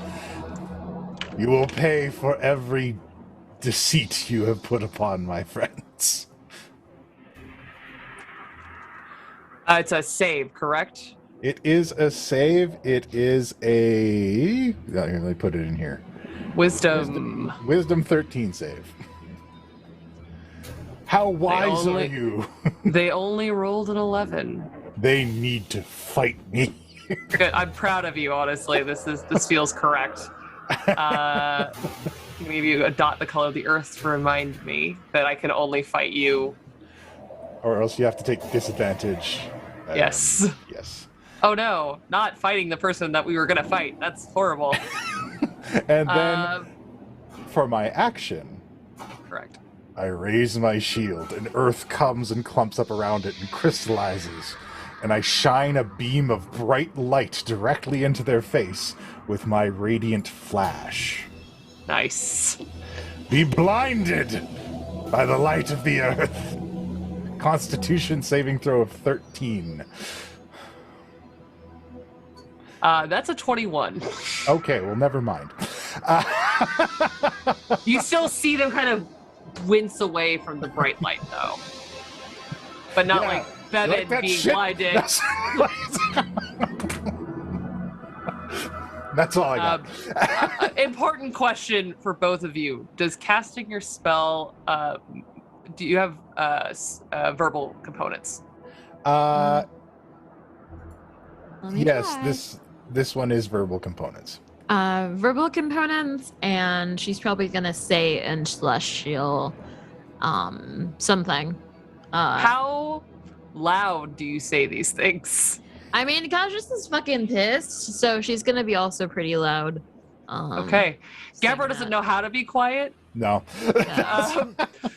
I'm going to assume that you all outside could hear what sounds like spell casting, and Kaja doesn't speak in celestial around you guys casually very often, and she also doesn't raise her voice super often. So something's happening inside. Also, So when we go, challenge me, demon! Fight me Yeah. to the death! yeah. Also that. Before we move on, just Hel, what is your dexterity modifier? And Gabra, what is yours? +4. My dexterity modifier is +3. Okay. Unfortunately, Pel, you would have gone first, but I will allow you to react to the sound before we move on. I don't think I want to. I told them to be polite. Like, I think my action is to, like, turn towards the door and truly out loud to Cypher and Bevan be like, I told them to be polite. I told them to just get out of there. What are they doing? They're gonna die. And I don't move. I'm not... Mm-mm. Like, I guess I Awesome. look to Bevan and Cypher and see if they look like they're ready to spring into action or anything, because right now I only give a shit about the two of them and not the others. Conveniently, it's now Cypher's turn. So I guess I'd hold action. If I can hold action to see what... Basically, that you would have gone first, that is all you're going to be able to do this round, is Okay. just react to the sound, because you're kind of going simultaneously, but your action would have been first. Okay. But you've now at least made sure that everyone knows that you know that something's going on inside, and you've made sure Yeah. everyone is aware that that is going on. And, like, yeah, I'm visibly not moving at the moment. I'm not moving until the other two move. What was your exact wording again? Did you say that you don't care about them and you only care about us, or you just said I told them to be polite? No, I think out loud I told them to be polite. What are they doing? They're going to get themselves killed. And I'm not moving. They're going to get themselves killed, so let's go. And I just open the door and run in. Okay, you will probably, with just your action, be able to get back inside the doors. How close can I get to them? Just With my inside the movement. doors. Okay. If you wanted to go further than that, you'd have to use other abilities, dash, etc., to get further in. I think I can bonus action dash. You should have that ability, yes. Yeah, I sure do. All right. I think you forgot Bevan, and he actually should have gone. Bevan would have gone very, very, Very first. Cool. So, yeah.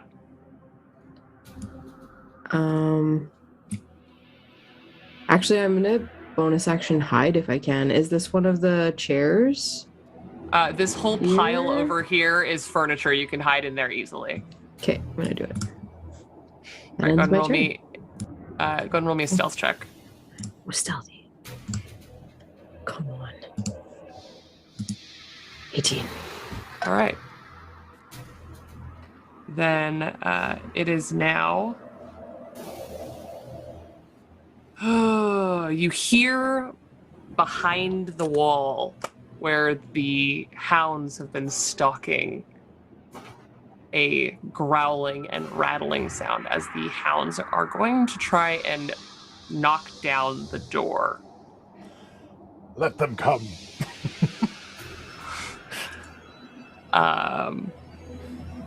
Fantastic.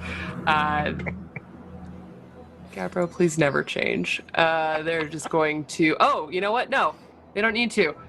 You hear one of them growl and then stop. And this horrible guttural sound comes just before you see the door grow white hot and burn away as the hound uses its flame breath to get through the door. Oh, that's not good. We're just going to move our friends into the room. So this one just used its flame breath and...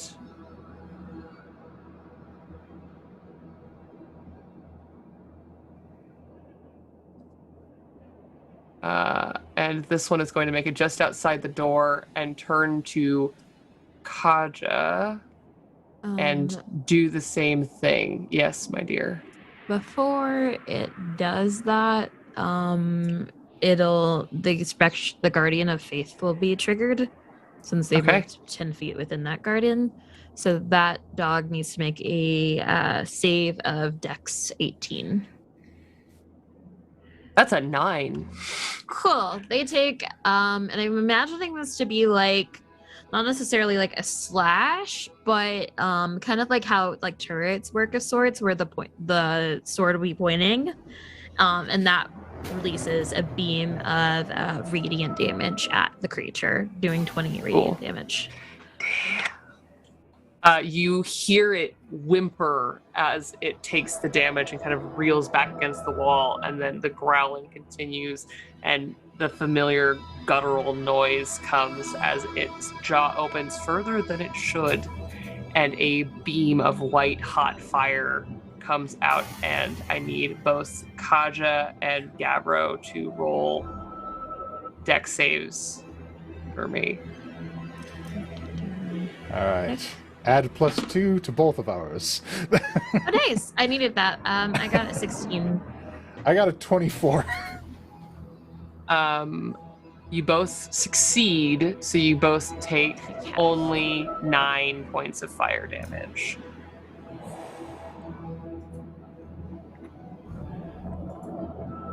Is that all you got, fiends? Fire, water, air, all turned against the superior element. There it was. There it is. There it is. We got there, everybody. So unbelievably proud of you. Then Haver is going to join the fray. Haver is not on this map right now. Here we go. Come here, Haver. Haver is now on the map. Haver comes running inside and sees what's going on, and looks at Gabbro, extremely shocked by what's behind Gabbro, and then sees the hellhounds and the fire, and is going to choose to fight the thing that he understands is the bad thing, and he's going to shoot the dogs. Bad dog. Yeah. And both attacks are going to hit. And he will do 4 damage on each hit as the arrows sink in quickly, one after the other, into the hellhound. Ooh. Nice work, Haver. Really earning that paycheck.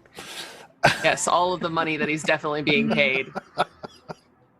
And he shot the one that came through first that did not take the radiant damage. Wonderful. And now, finally, is Devlin's turn.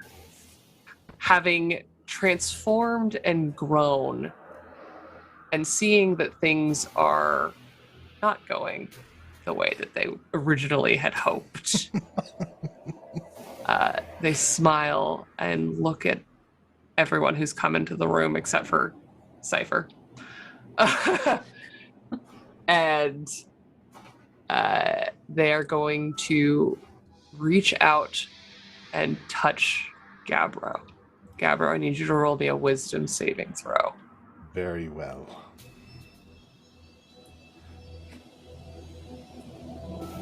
Surprisingly good at these. However, I did roll a 3. That is also +2.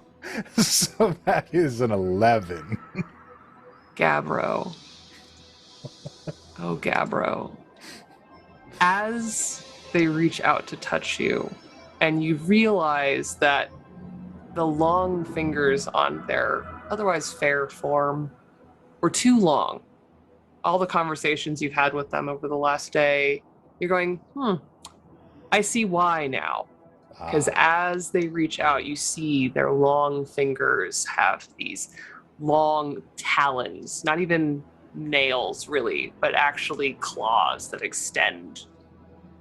Demonic, infernal things extend from their hands, and they reach out and he just touches your hand, and you are now cursed. Oh no. You have disadvantage on all strength ability checks and saving throws. Oh no. And you have disadvantage on all attacks against Devlin. Oh no. And on each of your turns, we'll come back to that, but you're going to need to roll more saves, bud. Oh, good. So yeah, that's a thing that's happening now. Curse me, will you? Fantastic. And then they are going to smile, feeling the curse rip through you. And as they touch you, your skin cracks like theirs, hardens, not like the earth, but like bread overbaked. Would you say that they moved? They didn't move far, but did they move?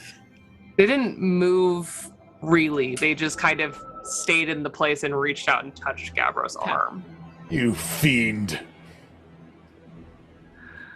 Now you're getting it. And then they are going to vanish.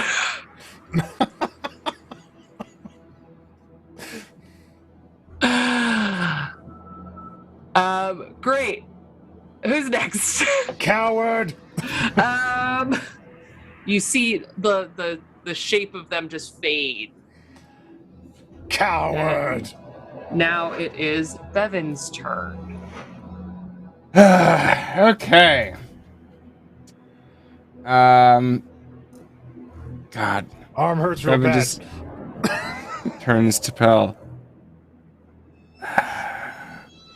If it goes too bad, we leave then, right? Okay.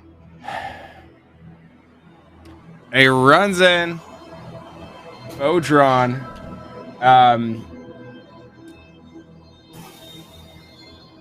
Are there any invisible creatures in the room? You run into the room, and you do not see any invisible creatures. What are you guys just fighting dogs in here, or what? And he'll into the dog marked red. I'll fling an arrow. No, I challenged Devlin and he disappeared in fear. 24 hit. Yeah, 24 is gonna hit. Okay, that'll be 9. And then I'll throw another arrow into it if it's still standing. Oh, absolutely. Yep. Is 22 gonna hit? Yes. And that'll be 7. It's damage. Evan did not come to play here. Nope. I'm shooting animals with a bow. We're finally in my comfort zone here. Yeah, they're just hell animals. It's fine. I mean, you know. Animals. Hell animals. It's hellanimus. Yeah, it's hilarious. And then he just turns to the rest of them. I don't know what you're doing in here, but I'd love it if we could just go. No, Devlin sucks. And they will continue to suck in our absence. Let's go.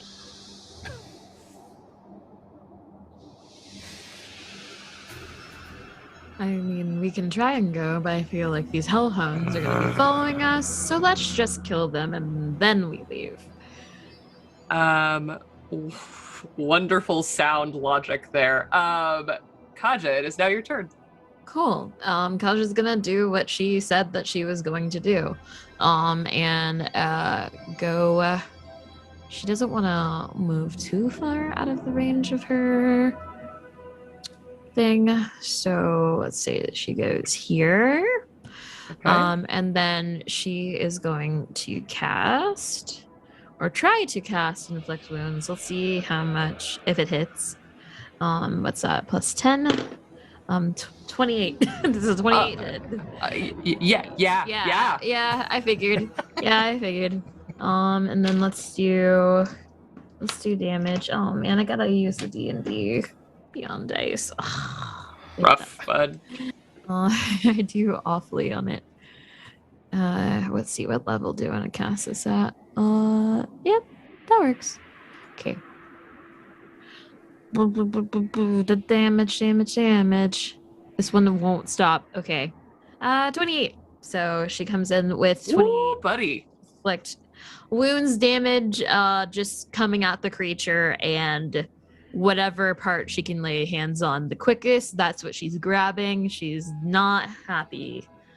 The hellhound, having taken damage from your guardian, has kept its head partly tilted that way, and you just step in and you grab it by the chin.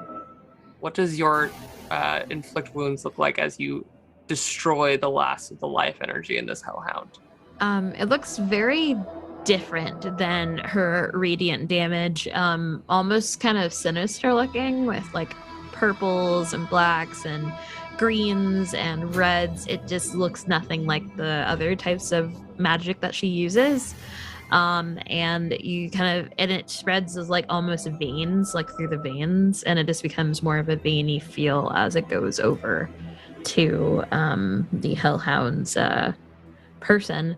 And that spreads in there and will continue to spread until they are no longer there, or they are no longer alive.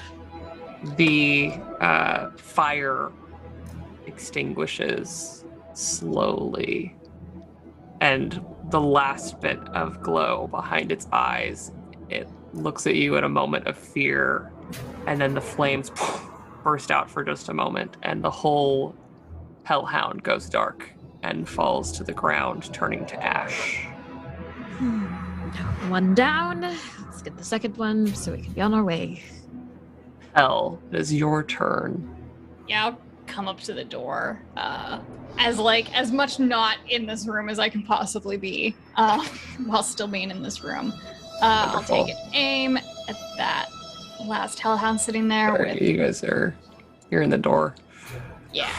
Scoot up next to Bevan and, like, very disgruntledly just point a finger and cast Mind Sliver at the remaining hellhound. So Wonderful. I need to make an intelligence saving throw. For something that's not super... Oh, that's a different roll. That would be why. Oh, it still does okay. It's a 14? 15. Yeah. So it is going to take, I believe, 2d6 damage. Takes 9 psychic damage. Ouch. It's still up, but it doesn't look great. The fire is erupting erratically, and you see it come out of its neck and its sides as the pain of this damage roils through it. Yep, that's all I'm doing. Bare minimum, 1 cantrip. This is so not my problem. Fantastic. I'm like Uh, angry. This is the angriest you've seen Tiny Pell. Aw, angry Pell. Cypher. Wait, no, Gabbro. My notes are all confused. It's Gabbro's turn. Go, Gabbro. You do feel that your spell is still on Devlin. They're not gone. Also, the Hellhound has. What does Mind Sliver do? Oh yeah, it has a It thing on it subtracts now. 1d4 on the next saving throw it has to make. Great. Sorry. All right. Gabbro, when it comes to your turn, I'm going to need you to roll a wisdom saving throw for me. Very well. Oof, that's better. That's better. Nice, very good. As you fight through this horrible feeling, you realize that you felt this yesterday as well, when Devlin reached out and touched your arm. He tried to curse me last night, too. Oh, I am pissed. But you may go about your turn as normal. All right. I'm going to wail on this hellhound. You do have disadvantage. Oh, I've still got disadvantage. All right, let me roll again.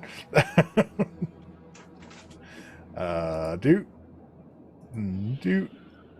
So that's a 16 and a 23. I believe the 16 is still going to hit. Let me make extra sure. It All does right. still hit. And All right. you bring down your mace. How do you dispatch the second hellhound? Oh, just over the head, just coming down with a brutal just slam into the ground. Bad dog. And as your mace comes down, another bright light bursts out of it, and this one scatters the ash of the hellhound on the ground. We dispatched your puppies. Maybe it's time to come out and fight like a demon. Cypher, you are hidden, but there are no enemies to be seen in the room. And we're staying in initiative order, I'm assuming. Correct. I will hold my action. It will be throwing a dagger at whatever appears next. Wonderful. You are more than welcome to do that. Now it is Haver's turn, who is just kind of gonna... Oh wait, no, it's not Haver's turn. Something strange occurs. Hell. Yes. You are standing in the doorway. You are so put off by this whole situation. And next to you, you feel something tug on your sweater. And slowly becoming corporeal next to you is the little boy. Oh, And he hey. appears and smiles. And you see him look directly into your sweaters where you are holding the skull. And he just grins and points into the house, through the walls, directly over here. Do you see me? No, you don't, because I'm in another layer. Right? Nope. Roll 20. He points right here. So like middle of the wall-ish? Yes. Okay. I see her. Can I call this out? Can I call this out and point? You absolutely can. Great. I call it out and I point. I'm like fourth wall panel from the left, like whatever it is. Yeah. Perfect. Stay away from that point. I'm going to bring down the Sky Earth. Skyers. Okay, so I have a See? question. Yes. So the spectral guardian thing, it doesn't say that it needs to see it because obviously it's a spectral being. It just says anyone hostile to me. So now that we know where it is and that's within 10 feet, would that work to shoot it? The catch is, in order to disappear and get away from you all, they are in the ethereal plane. Yeah, that'll do it. Being in a different plane makes more sense. Yeah. Yeah. That I Otherwise, could I'd have see given them. you that damage blindly. They're past the wall. You can do many things. You cannot see through walls. I have no idea how the ethereal plane works. I just found this It robe is- in the woods. Yeah. It's fine. You're doing great. But now you have an ally that can see. So ready. And with that, it is Haver's turn, who kind of looks next to him at Pell and then looks at the ghost child and then looks at the wall and draws his bow ready to shoot, looking at the spot. Now it is Devlin's turn. The little boy is going to spend all of his action, all of his time just pointing wherever Devlin is. So unless they are not in the room, I'm going to show you an approximation of where they are from now on, including that the moment they get in the room, also Bevan's going to see. Pick him up So- and carry him around like a compass. Pretty much, it is now. You guys have a pretty strong advantage against Devlin, and they're going to drift into the room through the wall. Phew. And now you may do the thing. Pew. I will say they're still technically on the ethereal plane right now. Okay. I will tell you when they soon are- as they are not. Yeah, I will tell you when they are not. Unfortunately, they are still compelled to fight Gabbro. Yes. And so they're going to drift, and you see the little boy just point as Devlin crosses the room, and Bevan, you can see them pass through the spectral guardian, through the spiritual guardian, and right past Kaja, and then materialize, and now Kaja. Phew. Okay, to be fair, this is a 4th level spell, and I only have 2 of these, so like I want it to get its value. Absolutely. So yeah, dex saving throw of 18. Yeah. Dex saving throw of 18. That is an 18. Oh, no, that's a different roll. I'm too high up in the chat. That's a 9. Hey, let's go. 20 radiant damage. Just Woof. boom. Little turret. Bam. 20? Just 2-0? Just 20. Yeah, 2-0. Right. I on mean, the just save. 20. Just 20. damage. Whatever. Yeah. The radiant beam shoots out, and the moment that Devlin begins to appear in the room again, you see the light almost splash over their side, and they bare their horrible teeth, and you hear this rattling sound come out from deep in their chest, a hiss of their own. And then they turn their focus back to Gabbro. When they materialize, could I throw that dagger? You definitely can. Okay, and because I'm hidden, is it at advantage? Yes, Okay. So then 22. that will definitely hit. And if you wanted to see if you critted, you may roll again. Yeah, I had a 16 was the first one. Okay, yeah. Wonderful. So with sneak attack damage, that's 14. And this is just a regular old dagger, yes. Yes. The dagger hits, and Gabbro and Kaja, you both get a front row seat to see it hit, but it makes the sound like Cypher just threw a dagger into a tree. And there's some sort of hardened skin there. But it does do some damage. It just doesn't do all of it. And I am rolling concentration saves on the 2 hits, and they have saved for now, Gabbro. That's okay. Keep on coming. I'm here to take hits. And they're going to attack you. They can attack me all they wish.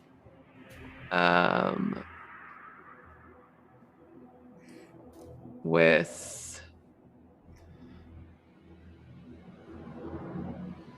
22 to hit.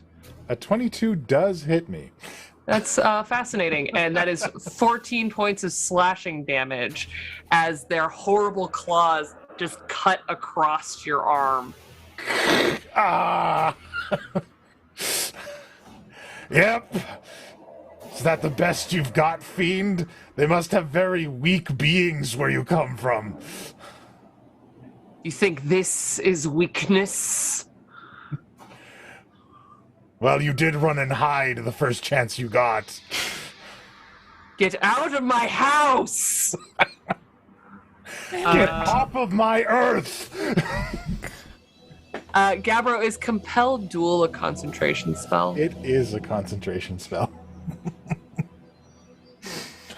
Will you please roll me a concentration check? I certainly will. It's got to beat a 10. You do not. I do not. Dang. No longer compelled to fight me. Wonderful.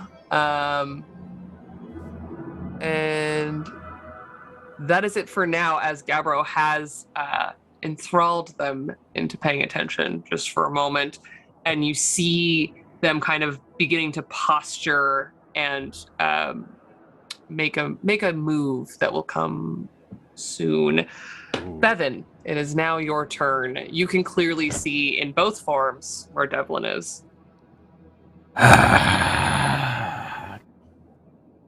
Idiot. Just like...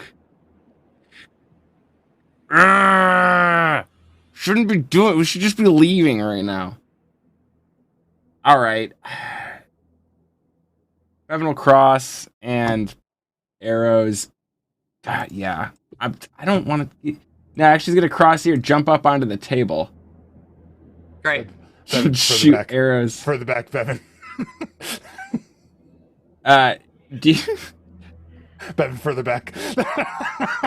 Honestly, I think he would be further back. I think, like, just like doesn't want to be involved in this. So yeah, he's just like crossing the table, doing a cool Legolas jump or whatever the hell. Does a 17 You hit? slide on the table runner and it Right. pushes a bunch of the other stuff off the end of the table. A 17 does hit. All right. So there's 11. And I'll throw another one, which is also a 17, which is another 11. So 22 points of piercing damage. If that does anything. They both hit, but like the dagger, you hear that sound of hitting wood. You do some damage, but the arrows do not stay in for very long. All right. Kaja. Well, let me see. I think I'm gonna try a guiding bolt. So let's see. Does a 28 hit? Yeah. Yes. Okay, cool. I have really nice spell attack, so that's why. Yeah, Okay, Kaja. gonna try and see what we got here. 5 and a 4 and 4 and okay. This is not all of the damage, but right now we have 10, 22. Then I had to roll 2 more d6s. And then 22, 28, 31. So that's whopping 31 of radiant damage on this figure. Yeah. What does your guiding bolt look like in this very small space? So, given the small space, it's probably looking more of like there is like a symbol, you really can't make out what the symbol is exactly. And then from that symbol, like on the ceiling, there is like a beam of that silvery purplish radiant light that you are more accustomed to from more of her spells. And so that is coming down. And then it just like does a big splash. And then that splash leaves like a mystical, like dim, like silvery purple light. So the next attack does have advantage. Nice. All right. And I forgot to mention, Gabbro, Yes. You're getting a front row seat to this horror show, so you get to clearly see each hand that Devlin is attacking you with is a different color, and they don't match their normal flesh. They're both long taloned. They look like they are similar, but not the same. How many multitudes do you contain, fiend? Enough. But now they're glowing. You're positively radiant. Yes. Pell. You said that the next attack has advantage. Yeah. Because of what Yes. Gotcha did. The next the next attack roll will have advantage. Great. I'm gonna do a spell that has an attack roll then. I'm gonna fire a chaos bolt at 2nd level. So first one. Oh shit. The as Oh, well, you that's begin a crit. as you begin to, I was already going to say this, unfortunately, as you begin to do it, as a reaction, they're going to turn their hand in the air and quickly, rapidly carve a sigil, casting counterspell. Can I counterspell their counterspell? You can. I counterspell their counterspell. Fuck them. So Shit. Chaos Bolt is a 1st level spell, right? Yes, but I cast it 2nd. So I will say you're already casting a spell, so counterspelling while you're casting, I feel like you would break your own spell. Fine. Otherwise, I would allow it because it's rad. But I'm just thinking mechanically, counterspell does have components. And wait, let's do it this way. Does Chaos Bolt have somatic components? Let's find out. Chaos VS, Bolt yes. has VS, yeah. Yeah, I would say if it didn't have somatic components, I might let you argue because it's cool. But magic has to have limitations. Fuck me then. I do nothing this turn then. I'm sorry. They want to live. I wanted to Whack. leave them. Can I just yell, if we leave, will you just let us? Yes.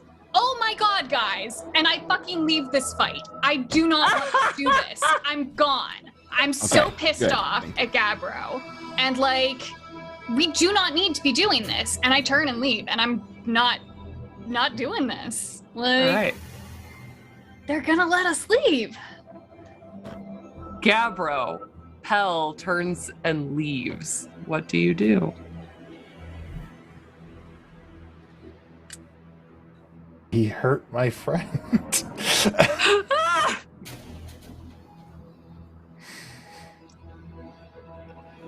Also, I'm cursed. So- Yeah, you are. You're cursed, and that does suck. So it's Moonbeam o'clock. So it's... Bring it on. Put my mace to the sky and I call down the light of the moon on top of Devlin. Did you Con use save. advantage? It's Uh, a con save, unfortunately. Oh, okay. Yeah. But they do definitely fail. That's a 6. All right, at the Hey. start of their turn, they will be taking 16 radiant damage as the light of the moon shines on them, and that stays as long as I concentrate on it. Incredible. That's your action. You got anything else? That is all I have at the moment. All right. yes. Cypher, you've been revealed because you attacked, and now it is your turn. You are still in a fortress of chairs. Did you say that under your breath, or did you say it loud enough for me to hear you, Gabbro? I'll say it aloud. He hurt my friend? Yeah. Yeah. That does change things. I love this. Okay. Gabbro, they said that we could leave. Let's just go. I'll move a few steps closer to you, but not too close. All right. That's it? I'm hoping that you'll come with me so we can get out of this alive. Staring at Devlin wreathed in my ghost fire.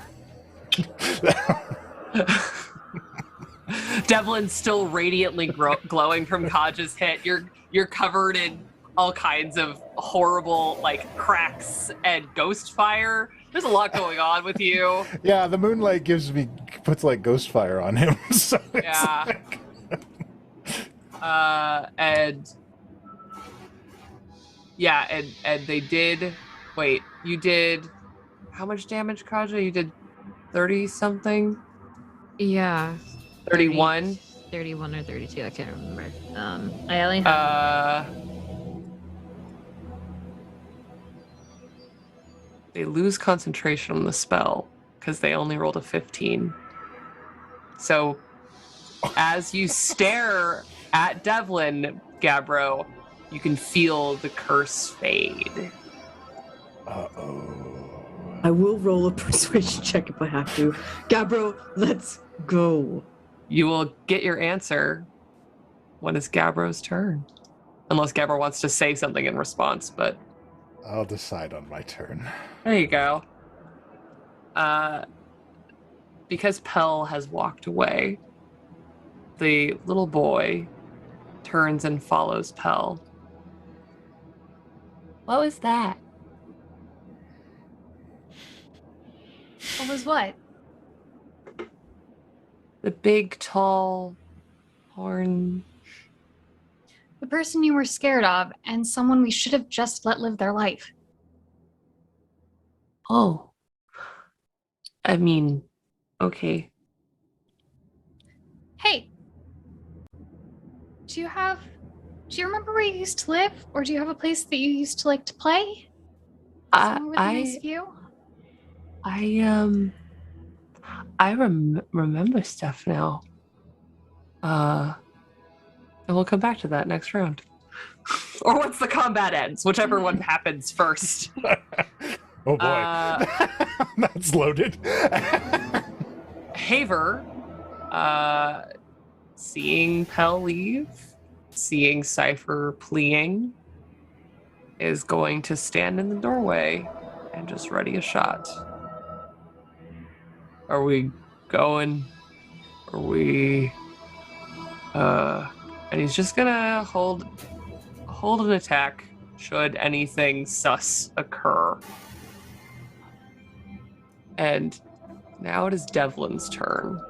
Devlin, feeling the tide of this change, looks around. So, you all got what you wanted. I didn't. And I also don't take too kindly to you just trying to kill us immediately for stating the obvious about hurting friends. So why should we let you live? I thought that playing with you would be fun. But I guess you kill my dogs, and I would like to live to see another day. I have not worked this hard and lived this long to be killed by the likes of you. And they are going to begin to cast a spell, muttering under their breath. And if no one stops them, they're going to vanish.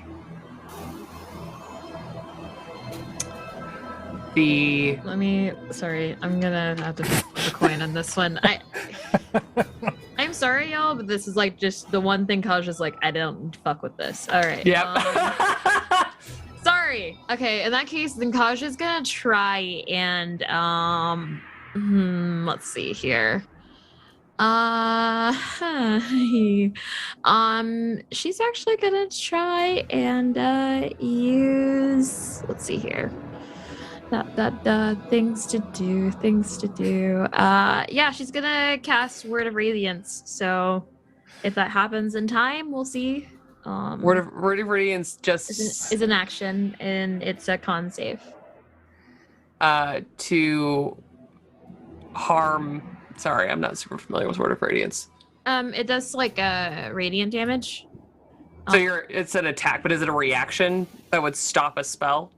Maybe not a reaction though. Let me look at other reactions. No, I'm good. So I can't do any reactions. So. Sorry. The only reactions I have are opportunity attacks and protecting others.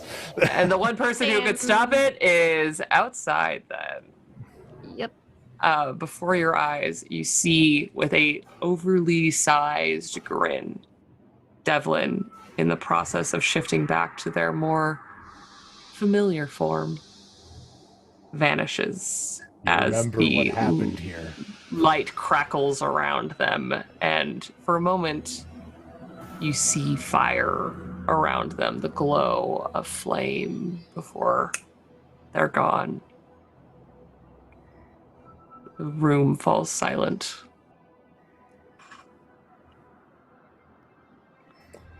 We're out of initiative order.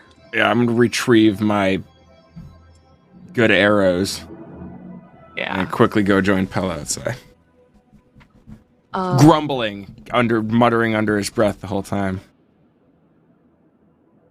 Hi. Oh, hi. You're okay? I have a name. You have a name now. That's good. Looking over his shoulder to is the house blowing up? Are people coming? Are people following us? What's your name? Your name, buddy? Pavlo. Pavlo. That's a very nice name. And he looks to Pell. Thank you. What? For this. And he just pokes through your sweater right into his skull, and you feel it shift a little. Is there like somewhere near your family or where you liked to play where you would Yeah. like it? Mm-hmm. Great. Can you show me? And I'll hold out my hand to take his hand, and I know it will go right through. Yeah, and he just still reaches out to take Don't it. care. Yeah, I'm still gonna hold hands with him. Inside, what are you all doing? Deep breath. At Shield the goes same back time as me. on the mace. Shield and the mace go back. Are you all right? Do you need any healing, or will you be okay? I will be all right. The earth will heal me in time. Okay.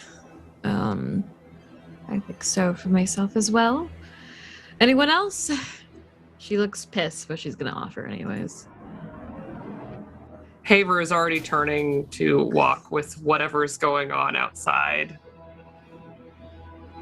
I'll walk out slowly, kind of hanging my head, and I'll put a hand on Cypher's shoulder. I'm sorry I didn't get him. Arrow, you're so impulsive, and normally it really bothers me, but I've never seen you do that for me. So You're my you friend. don't.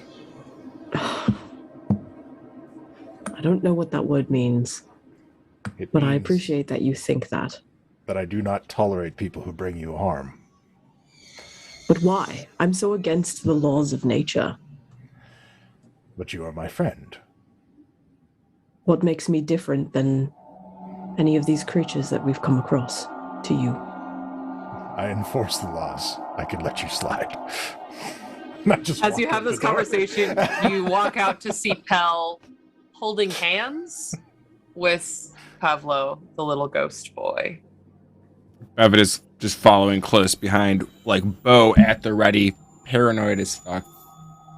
The fog is still thick, but it is beginning to burn off.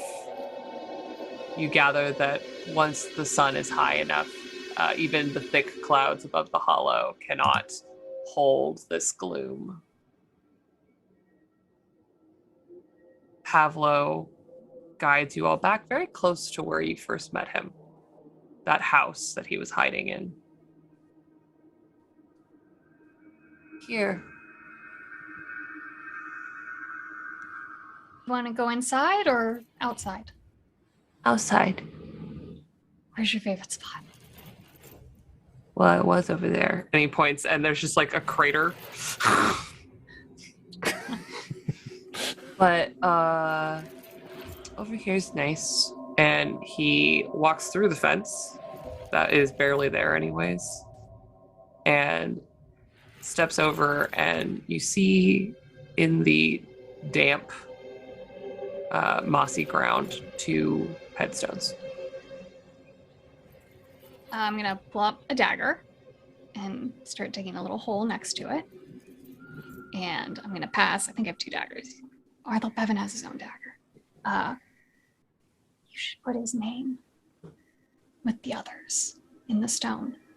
So while I'm digging, try to ask Bevan to write his name on the gravestone with what I'm assuming is his parents. Mm-hmm. Yeah. I'll get down and help you dig. And just dig until there's enough of a little hole to make a small grave for a tiny skull.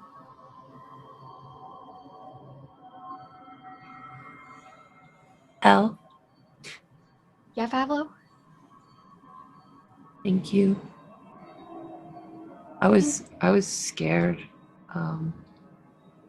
It's okay to be scared. Do you know that scared's just another word for being brave? It's been a long time. I know. I can't wait to go to sleep.